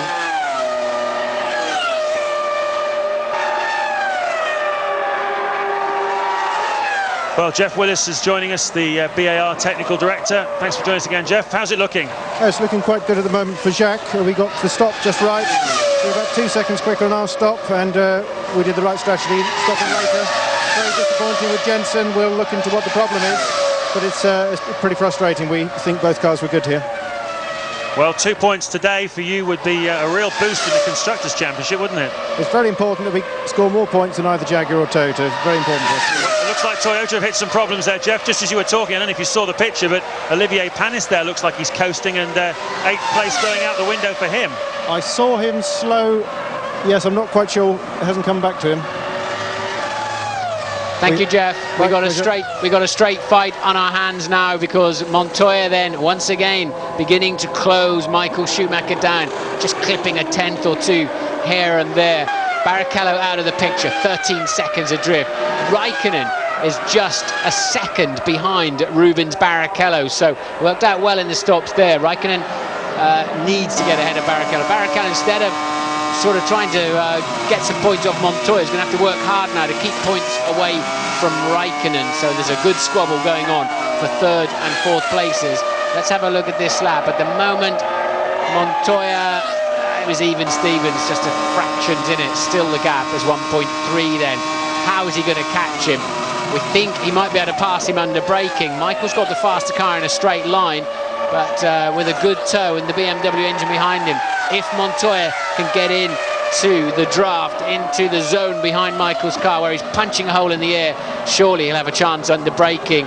It's going to be very close to the end of this Grand Prix. There is the battle for 3rd and 4th between Barrichello and Kimi Raikkonen. Raikkonen needs those points. You can see the Minardi in front. Traffic always a big factor here. He moves smartly out of the way to let them through. To the second chicane then goes Barrichello, with Raikkonen right behind him, and the points absolutely critical all the way through the field. Raikkonen a championship contender, don't forget, and a big job here then for Rubens Barrichello to help Michael Schumacher by keeping him behind him.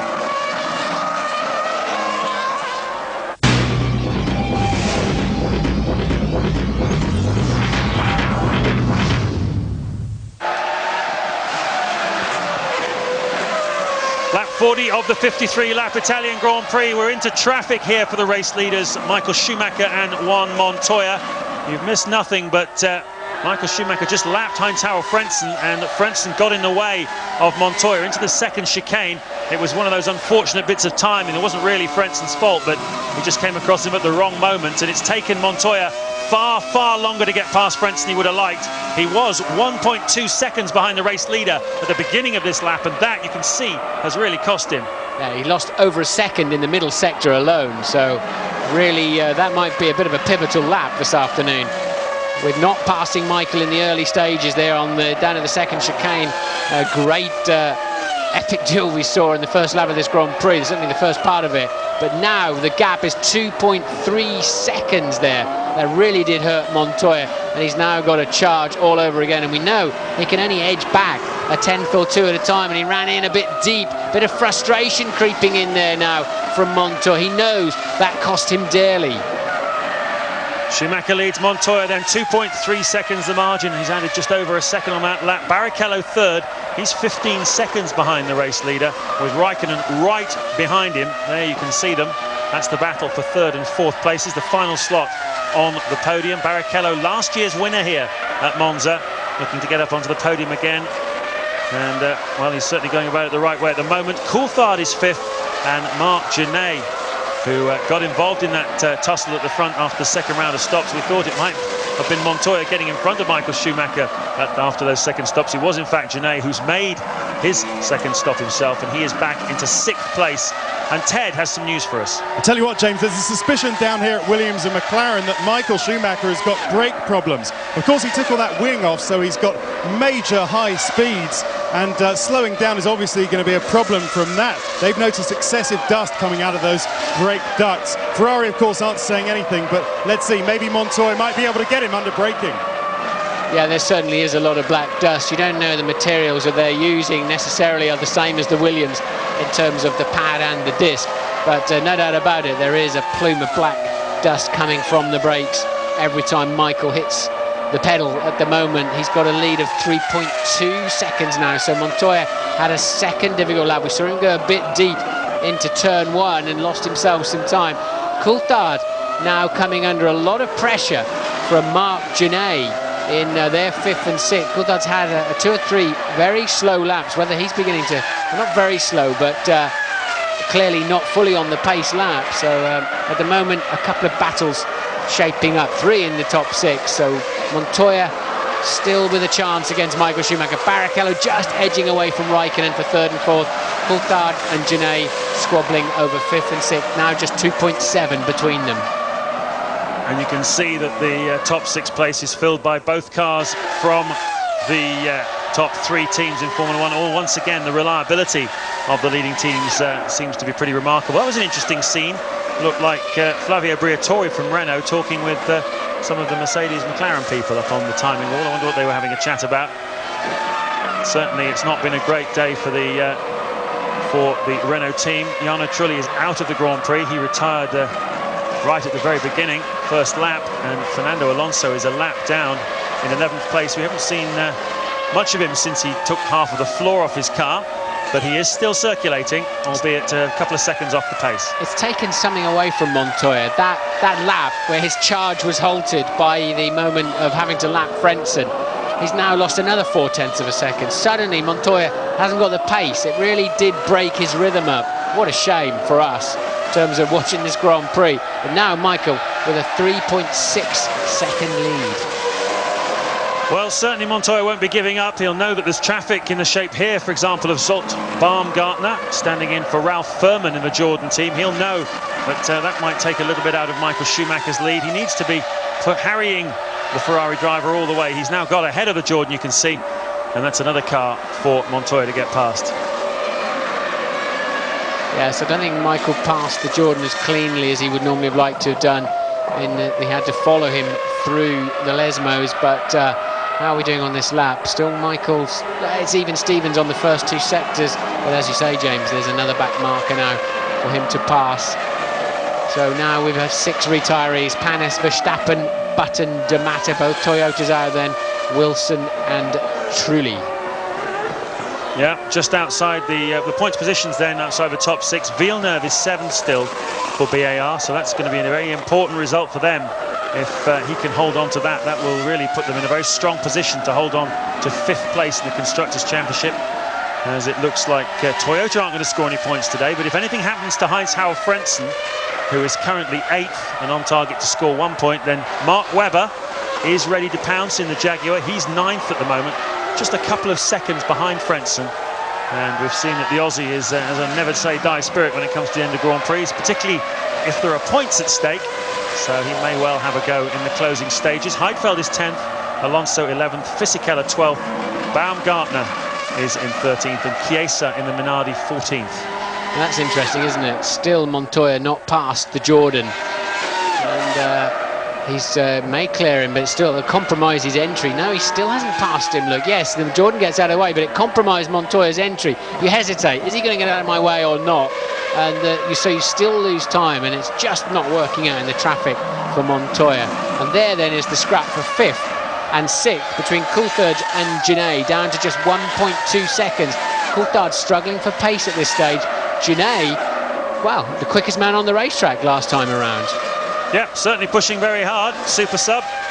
There was some talk yesterday. Frank Williams was saying he wasn't 100% sure that Ralf Schumacher would be fit for Indianapolis in 2 weeks' time, but we heard Ted Kravitz speaking before to Sam Michael, the chief engineer at Williams, saying they were pretty confident this morning, having heard from Ralf by phone from Salzburg, that he was feeling a lot better, and very confident that he will be back in the car for the Indianapolis Grand Prix. Certainly it's very important from a Constructors' Championship point of view, although Genet doing a fine job here in 6th place at the moment, and really closing down David Coulthard. Yeah, well, he's just playing fast. I mean, Michael's doing 22.9 again that lap, and Genet doing a 22.8. Raikkonen and Coulthard pretty similar actually in the 2 McLaren, so Genet's just playing faster at this stage of the Grand Prix. If it stays like this at the moment, there it's coming up on the screen, that finishing order, Michael Schumacher will lead the World Championship with 82 points compared to Montoya's 79, Raikkonen 75, so it's not working well for Raikkonen. Montoya still easily in the hunt, as indeed will Raikkonen be, but it's looking very strong for Michael, isn't it? He just needs to make sure that Barrichello stays that 1.5 seconds ahead of Kimi Räikkönen at the moment. So we're getting into the closing stages then of the Italian Grand Prix. Few questions still unanswered. Can Marc Gené pass David Coulthard? Can Kimi Räikkönen pass Rubens Barrichello? And has Montoya still got anything left to try and close down Michael Schumacher?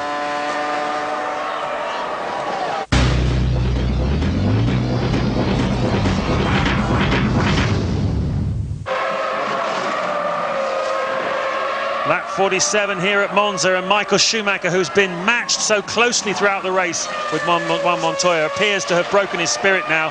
And here is David Coulthard in trouble. Coulthard with some kind of technical problem pulls into the end of the pit lane. The marshals will then wheel that away. Coulthard out of the race. Gené up to 5th, Villeneuve 6th, Frentzen 7th then now, and Webber in the Jaguar will be in the final points-paying position. Montoya now 7 seconds adrift.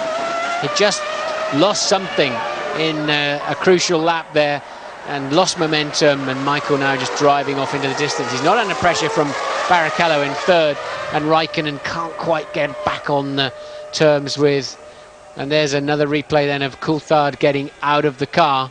So the Grand Prix is not quite developed, has it, James? It's sort of threatened to be thrilling, and it looked like Montoya was really coming at Michael for a closing grand finale, and suddenly that's petered away. Räikkönen can't quite get on terms with Barrichello, and we were looking for a good scrap between Coulthard and Gené, and Coulthard's car breaks down. So sadly, not really developing into a classic, although a pretty tense race. Montoya's driven well, but you have to say Michael Schumacher always looked the man slightly more under control. Yeah, he soaked up the pressure right from the start.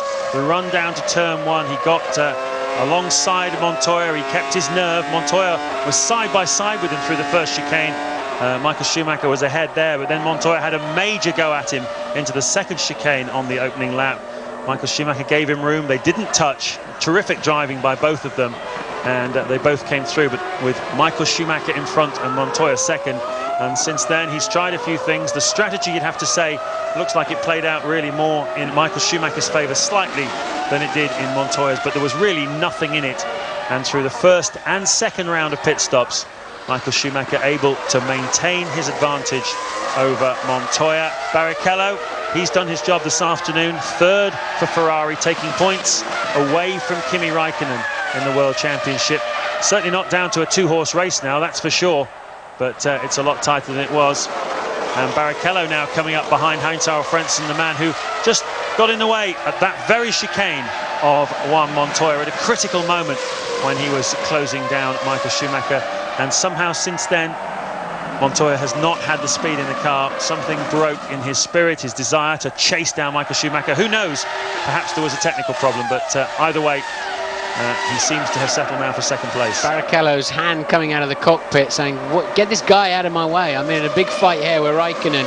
And he believes, and they passed a lot of blue flag stations, he believes that Frentzen should have just eased off, which he's now doing, and letting them through. I would expect another gesticulation, and indeed he gets one from Rubens Barrichello, who's not at all happy.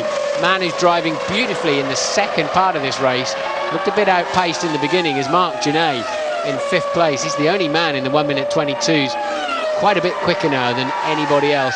Unfortunately for him, he's 11 seconds adrift of this battle between Barrichello and Räikkönen. The gap down to just 1 second now, and Louise is with David Coulthard.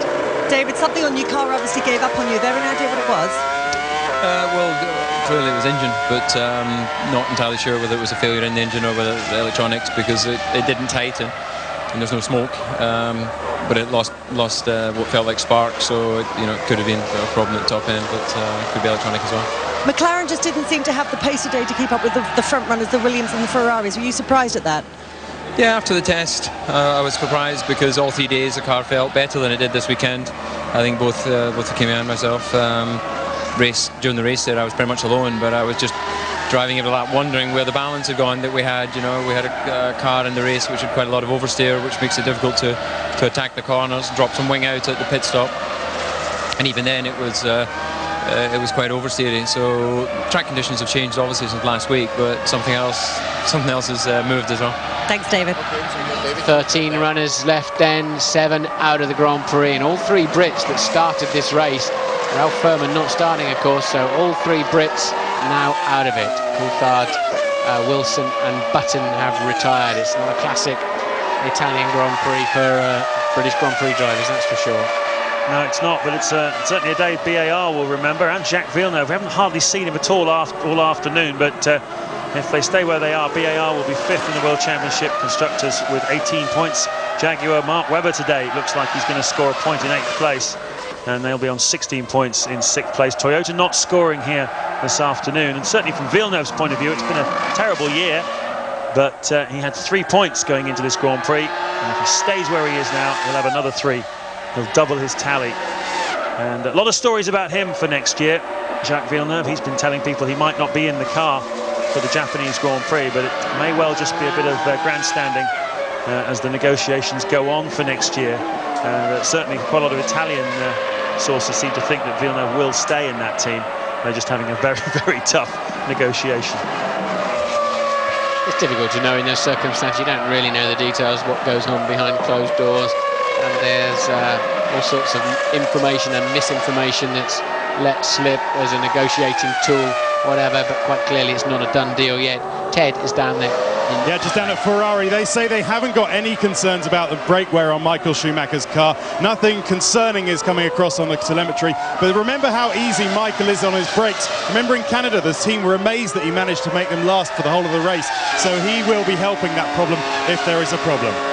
He looks pretty comfortable at the moment. Just 2 laps remaining here at Monza as he goes into the second chicane, up over the curbs, picking up the speed down 60 miles an hour on the exit there, up to over 130, then into the Lesmo corners. This is where his brother Ralph had a big accident in testing last week, the one that's put him out of this weekend's Grand Prix.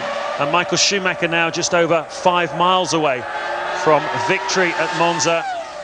It would be his 4th here, and most important of all, certainly as far as Ferrari are concerned, it would give him a breathing space in the World Championship, and it would be his 50th victory for the great Mark. What a milestone that would be, what a party it would be if he can just hold on. He's got 7.5 seconds advantage over Juan Montoya. There is the Colombian. He tried very, very hard in the early stages of the Grand Prix, but he just didn't have enough when it mattered, but I'm sure he'll be bouncing back at Indianapolis in a couple of weeks' time. There's Villeneuve, you see, just going through the shot as well. He's a lap down, so next time Michael Schumacher crosses the line, Villeneuve will be safe. And the Ferrari mechanics then all up on the pit wall, ready to celebrate. A little bit prematurely, perhaps. There's still another 3.5 miles to go. Well, there certainly was a lot of black dust coming out of the Ferrari, but as I say, it depends on the materials of the pads and discs, and it's not always indicative, but I'm sure they're pretty relieved to be able to drop 2.5 seconds a lap now and just coast towards the last sort of 6-7 laps of this Grand Prix as they have done. Now the final one is in front of them. They've got a 7-second advantage. Barrichello maintaining a 1.1 advantage over Raikkonen. So it's a pretty perfect day for Ferrari, isn't it? If they could have just got Barrichello ahead of Montoya, it would have been absolutely perfect. And nonetheless, Michael Schumacher crucially kept the lead, didn't he, on that first lap. That was a key part of the afternoon, so he could stretch it out and make Montoya be the man who had to do the work. He had track position, controlled the race, and never looked flustered, even when Montoya was really closing him down, sometimes 3/4 of a second per lap. Looking forward to the press conference to understand why, what broke Montoya's rhythm, spirit, or whatever it was. Just listen then to the crowd as Michael Schumacher comes out of the Parabolica. Yes! He punched the air yesterday when he got pole position. That was part of the job done. But this afternoon, he has absolutely done the business. He's fended off Juan Montoya. And let's face it, it was a stiff challenge. Michael Schumacher wins at Monza, the 4th time he has won here in a Ferrari. And it's his 50th victory for the Italian Mark. And what an important one. Yes, it's win number 69 overall for him. And, I think you're right, James, one of the more important ones. I mean, he really has been under pressure. Lapped at the last Grand Prix, nowhere off the pace, totally off the pace, really. Looking It's probably one of his most lacklustre Grand Prix, actually, the Hungarian Grand Prix 3 weeks ago. But today was certainly one of his most mature and inspired drive.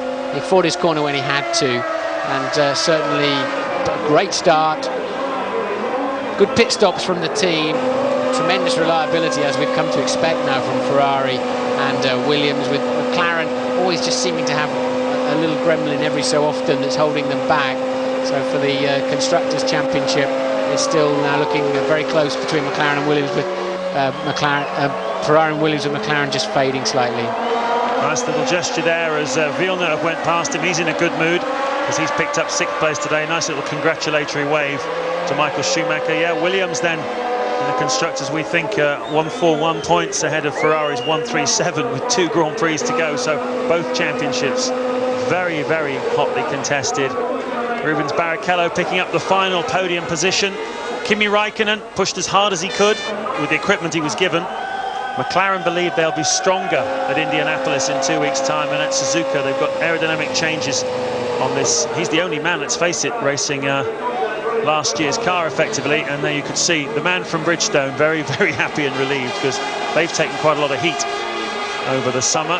One of the Minardis there just smoking away nicely, but just as much relief then for Bridgestone as there is for Ferrari and Michael Schumacher after the summer drought. I wonder if this tyre issue is going to fade away. De Montezemolo still not absolutely giving clarity that he wouldn't try and seek some kind of retrospective action for. Even this morning, he wouldn't say, "Hey, no, we're you know, the tyre issue's gone away."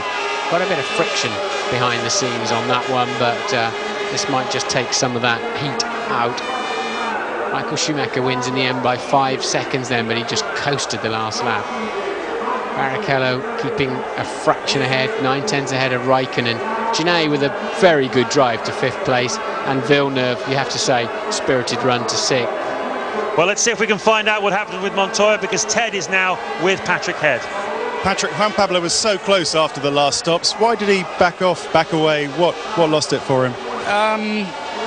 Well, I think it was initiated by Frentzen holding him up for a second. I really don't know. You know, when you get down to this stage in a championship, the others really should respect the people that are fighting for the championship. But then I don't know quite what happened. He was talking about the last set of tyres to his engineer, so maybe he had a problem, I don't know. But there was no actual technical problem, but whatever it is, anyway, we've gone back 2 points relative to Michael. 3 points behind him with 20 points on the table for each driver. Still a lot to play for. So it looks like it was traffic that lost him the time.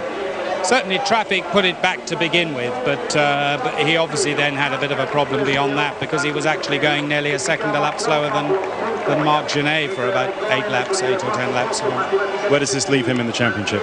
Well, I'm not a great one for keeping the numbers, but I know he was 1 point behind Michael before, so he must be 3 points behind, and as I say, with 20 points to play for, it's still wide open. Thanks very much, Patrick. Yeah, a bit of a dispirited Patrick Head there. I think clearly he too felt that Frentzen broke the rhythm there. But nonetheless, would he, if he'd have caught him, would he have passed him? Did he have enough straight line speed? We're all pretty sure if he'd have got anywhere near him into a braking zone, he had the better car under braking. But Michael didn't make any mistakes. Certainly didn't. Big hug there from Ross Brawn, you saw down there in the Parc Fermé area. And that is a terribly, terribly good day for everybody involved with the Ferrari team. We've seen that picture a few times this weekend, haven't we? But as Patrick Head says, just 3 points between Michael Schumacher and Juan Montoya. 20 points available at Indianapolis 2 weeks from now, and at Suzuka, Japan 2 weeks after that. Certainly the feeling that Williams might be the better car at Indianapolis, that perhaps Ferrari and Bridgestone on their home track in Japan might have the edge. So it would be a very brave man who would predict the outcome of this World Championship, even though this has given Michael Schumacher a bit more of a breathing space. And if we get a wet race, I think clearly Bridgestones have a head start in that scenario. They have a wider range of wet tyres or wet tyre capabilities, so that could also, you know, a wet Grand Prix I think will definitely throw the dice in Ferrari's favour. Alonso had a bit of a cartoon afternoon, but he still scored a World Championship point in 8th place. Look, a lot of retirements, just 13 finishes. It seems as if Frentzen didn't finish the last lap. He'll still be qualified as a finisher of the Grand Prix. So 7 retirements. Alonso coming in 8th then, but it's Michael Schumacher who's going to get all the points. My driver of the day, though, is Marc Genet. When you're looking at it, he finished 27 seconds off the lead, lost most of that early on in the Grand Prix, and then put in a very sterling performance. Especially having been thrown into it yesterday morning. He arrived in the paddock, I watched him running in. He was absolutely flying on foot. He just got a call in his hotel room. Get your overalls, chap, you're racing, Ralph's gone home. And from there to here, 5th place. And vital World Championship points for Williams in the Constructors. As you say, a very creditable afternoon. Wow. That is Michael Schumacher and Ross Brawn, and a sign of the level of emotional bond between the two of them. It's like lovers in the Monza Park on a Sunday afternoon. Certainly they've achieved a lot together. Well, they didn't have the less fuel on board, did they, in qualifying? They gambled on that super high top speed, low downforce setup. Michael made it work in the race. Michael could cope with it in the race. And as Montoya could not get near enough to him, it actually all turned out to be very smart, didn't it? It's a tremendous podium here in Monza, where the drivers go right out into the middle, effectively, of the racetrack, looking down on the Tifosi, as we all know it's called, the local crowd here. And it's, I think, a pretty spectacular TV picture.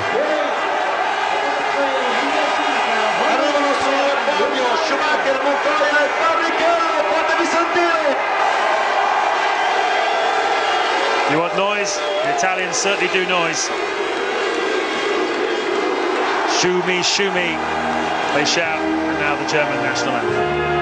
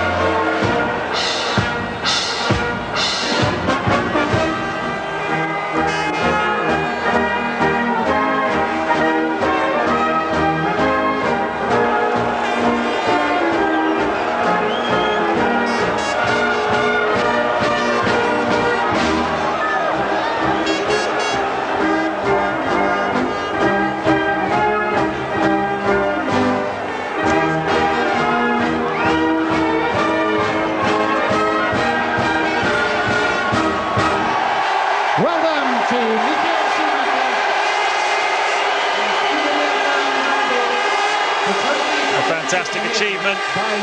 He wins the Italian Grand Prix to go along with his victories back in 1996, the important one here in 2000, when he beat Mika Häkkinen. Gave himself a chance then, having looked as though he was on the back foot, to come back and win that World Championship. You can see how much relief there is at everybody at Ferrari. One of his hearts sank when he, after the second stop, he saw the Williams beat him under braking into the chicane there, whether the team had told him there were two of them coming up behind him. But, Montoya then, I think he'll be a bit disappointed with that second place today. I think he probably felt he should have won this race this weekend. There were definitely times, as you said, where he had the fastest car on the racetrack. He just wasn't able to use it when he really needed to get himself in a position to make the attack. It's been a memorable afternoon here at Monza. There's been plenty of history made here down the years. Grand Prix racing here going back well before the Second World War. Today, though, it's 50 up for Michael Schumacher and Ferrari. What a milestone that is. Thank you, James. Thank you, Martin. They love a touch of red on the podium in these parts. We're going to talk to the top three when they've dried off in the press conference. We have the views of Mark Blundell and Tony Jardine on a very big home win for Ferrari. The race on ITV, sponsored by Toyota.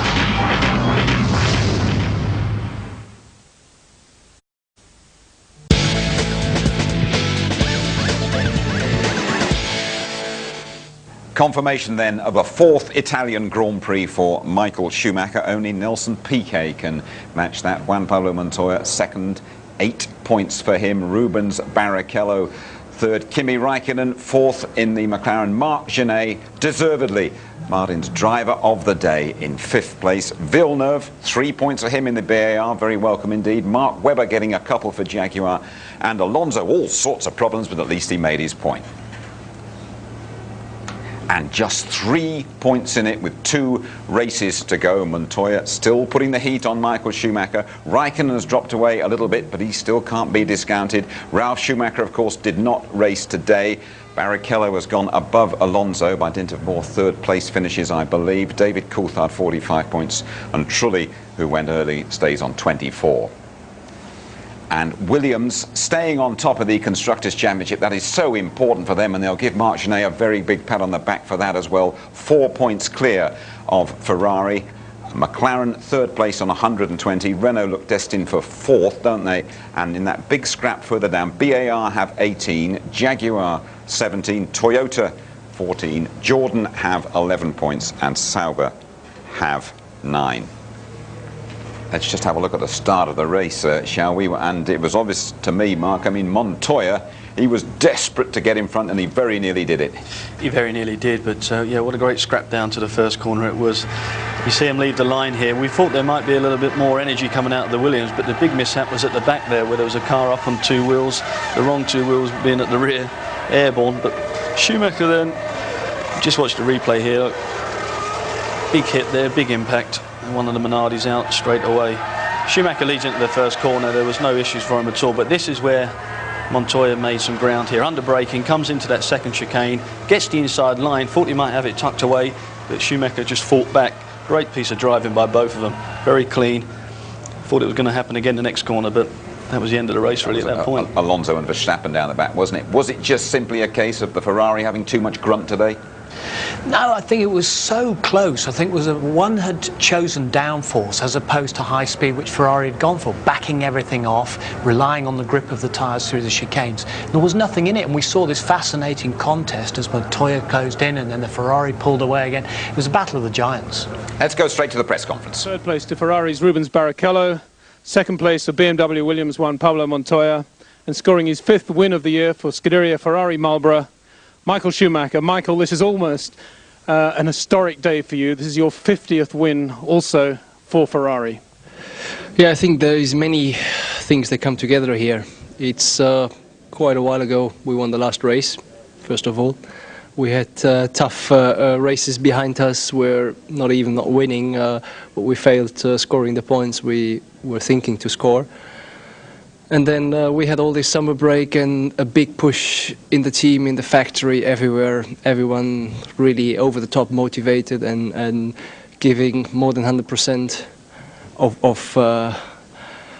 work, and that's something which is unbelievable. I was able to pay back a little bit with the pole position yesterday, but I think this is one of my greatest days in my career, honestly, and I'm so thankful to everybody in the team, because those guys, they have done a tremendous job. Everybody from the test team, every engineer in the factory, down to the lady who is doing the cleaning job. Everybody is just so fantastic. I'm so in love with all those guys. Just big thank you. Well, by the end, it was a pretty decisive victory for you, but that opening lap was something to remember as well. Yeah, it was tight already in the first corner. I had a lock-up into the first corner and almost didn't make the chicane. I had the option to go straight on or make the chicane in a sort of not very good way. I thought it's better to do the chicane, although I may lose a position, which almost happened then because Juan came on the outside, and we had a nice fight through these two corners, very, very hard, but fair, and I think that's what the people love to see. And in the end, I was able to win that fight for me and run up the lead, which was vital to win the race. Yes, you got a bit of a gap before that first stop, but in the second stint, Juan Pablo got very close to you. Yeah, for whatever reason, the second stint didn't look as good for us, a little bit better for Juan. But still, we were obviously leading, and in the final stage of even the second stint, I was able to just open up a little bit of a gap because the thing came just back a little bit into my hand, and I think that was crucial. Obviously, then Juan thought to come in early to use the opportunity with his first couple laps to get in front of me. But in our last lap, we were still strong enough to maintain the lead. Juan Pablo, let's have that first lap from your point of view. I think it was pretty good. You know, Michael went for the inside, I went for the outside. He, braked quite a bit earlier than me and made a lot of ground. But, when I came out of the chicane, I was a lot tighter than him to make the corner, so I didn't hit him and just had better acceleration. First set of tires, it was okay, but my pace wasn't that good. Lost quite a bit of ground. Then in the second thing, we made a lot of ground. And in the last one, we were pretty close, and then cut the traffic. Twice I lost a lot of time, and then just after this, a second Jordan drive, and I just lost so much time that I said, just pace myself and get to the end. So you're saying you actually faced bad driving in traffic, or was it just luck of the draw? Just very slow lap markers that didn't move out of the way. Put it that way. But I think it would have been very hard to pass Michael anyway. Juan Pablo, BMW Williams have been very strong here over the last 2 years. Not quite as strong today, perhaps. How do you put that in relation to the regulation change we've had over the last week or so? I don't think it's got anything to do with it. It's, this is a track, is the way it looked the last few races. It seems that, Ferrari is in a bit in our position the last few years, that we struggle in most of the races, came here and we're very strong. Where this year, is paper swap a little bit. We're still very strong, but the battle's here. But I believe in the last two races, road courses, there's normal circuits. This is very low downforce and everything. I think high downforce should be strong again, and McLaren and Renault should be very strong, and we can make the difference there. It's. I think I came out of here with at least loss possible. I knew if I couldn't win, I had to try to finish second, and I did. I only lost 2 points to Michael. I'm 3 points behind him, and. Nothing's over. Thanks, Juan Pablo. Rubens, you were pretty close to Juan Pablo for a while, but at the end, of course, it was a race almost of defence of third place from Kimi Räikkönen. Yeah, to be honest, my first set was the best one. I had a little bit too much understeer to begin with, and I lost time with Trulli. I mean, he seemed to be, he seemed to think that he wanted to pass even Michael at the second chicane, so I lost time, and all of a sudden I almost crashed into him because he had a problem. He slowed down, so I had quite a first lap, and then I was running quite fast. I catch Montoya up, and it was really good. But then since I put my second set of tire, I never been so competitive. The third one was even worse, and I had a little bit of a problem with the rears, and unfortunately, my pace wasn't so fast. It was good enough to hold Kimi, and so I did. Not quite the quickest Grand Prix ever, by the way, just about a mile an hour. too slow, but Montoya did his best to get by Michael Schumacher. I don't know, looking at it throughout the race, I didn't actually spot an opportunity for him to do so. No, but that's how close it was, you know. It was the aerodynamics against the downforce. It was Bridgestone against Michelin. And Bridgestone have to be congratulated because they've done so much work to change around their tyres, new construction, new compounds to come here at Monza and help Ferrari do this and give this turnaround. You've got to remember that Williams, BMW have come back from nowhere at the beginning of the year. We'd all written them off, and then came Monte Carlo and so on. They've got themselves right back into this struggle. And they 3 points between and they remain right in. Of course, you as a genuine racer, you spotted that moment that when Pablo Montoya was talking about there, when he tried to get by Heinz-Harald Frentzen. He was quite magnanimous in the press conference there. Get the feeling you might just have a word with him in private, though, about that. I think Frentzen should be spoken to. I mean, what Patrick Head referred to earlier in the programme, that these guys are fighting for the World Championship. You have got a moral obligation out there as a driver who's not in contention to keep your eye on the mirrors and just move aside. Frentzen just didn't do Montoya any favours whatsoever, but what it did do, it just broke his rhythm. It completely broke him in back, and you know the race was gone for him from that point onwards. He could never come back. That was the moment where, for whatever reason, he said second place will do for me, and of course, just to remind you, second place means he is still only 3 points behind Michael Schumacher as we head for the Indianapolis and the United States Grand Prix in a couple of weeks' time. We will be back from Monza to wrap up our coverage of the Italian Grand Prix.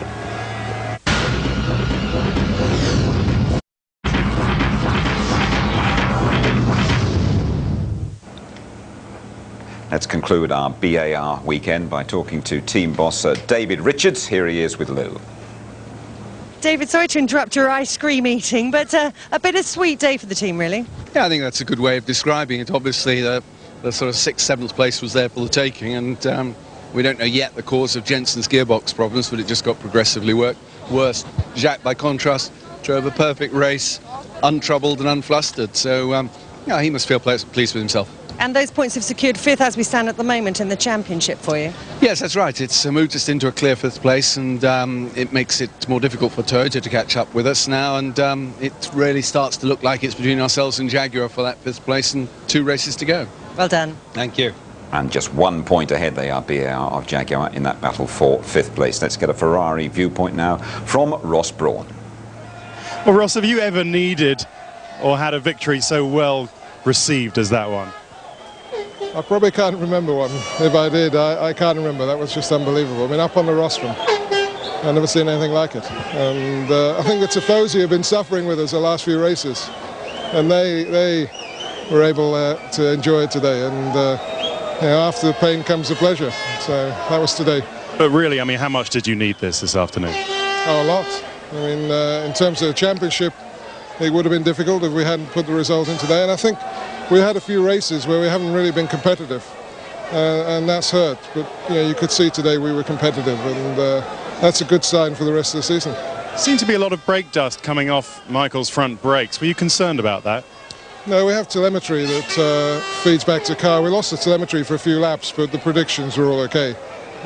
So we didn't have any major concerns. Of course, this is a hard braking circuit. We know in Canada we had problems, but we kept it under control. Think Montoya, did you ever think Montoya might have got past Michael? Oh, we had a horrible, I didn't realise Gini was in there, and my first thoughts was Montoya was in front of Michael when he came out of the pits, and Michael thought the same. So we had about 10 seconds of agony before we realised what was going on. James and Martin thought that as well, actually. Yeah, I don't blame them, because I just didn't realise where Gini had come from. Well done, Ross. Fool them all. We'll reconvene in a couple of weeks' time. Look forward to Indianapolis. Be sure to keep in touch on the very popular ITV F1 website, and you can chat live to Martin Brundle, 12:30 Wednesday lunchtime. And Mark is in the frame for Ask the Team. There will be more reaction and analysis from Monza in our highlight show tonight, 11:20 ITV1, repeated ITV2, 7:35 tomorrow. Can't wait for it. Next, the American Grand Prix, qualifying 1 just before midnight on the Friday, qualifying 2 after the Premiership on the Saturday. The Grand Prix, a great time for it, live on Sunday evening. Join us from 6:15, and be sure to make a date as well this Saturday afternoon, the Goodwood Revival meeting. That is now on at 2 o'clock, ITV1 on Saturday.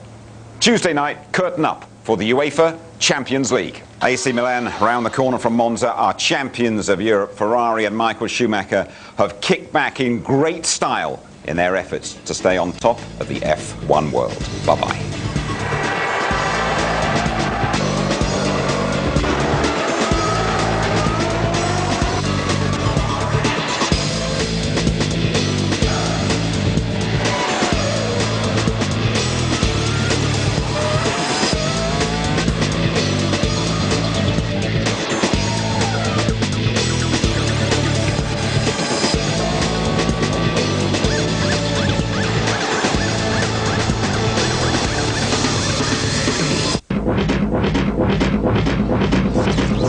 Formula One on ITV, sponsored by Toyota.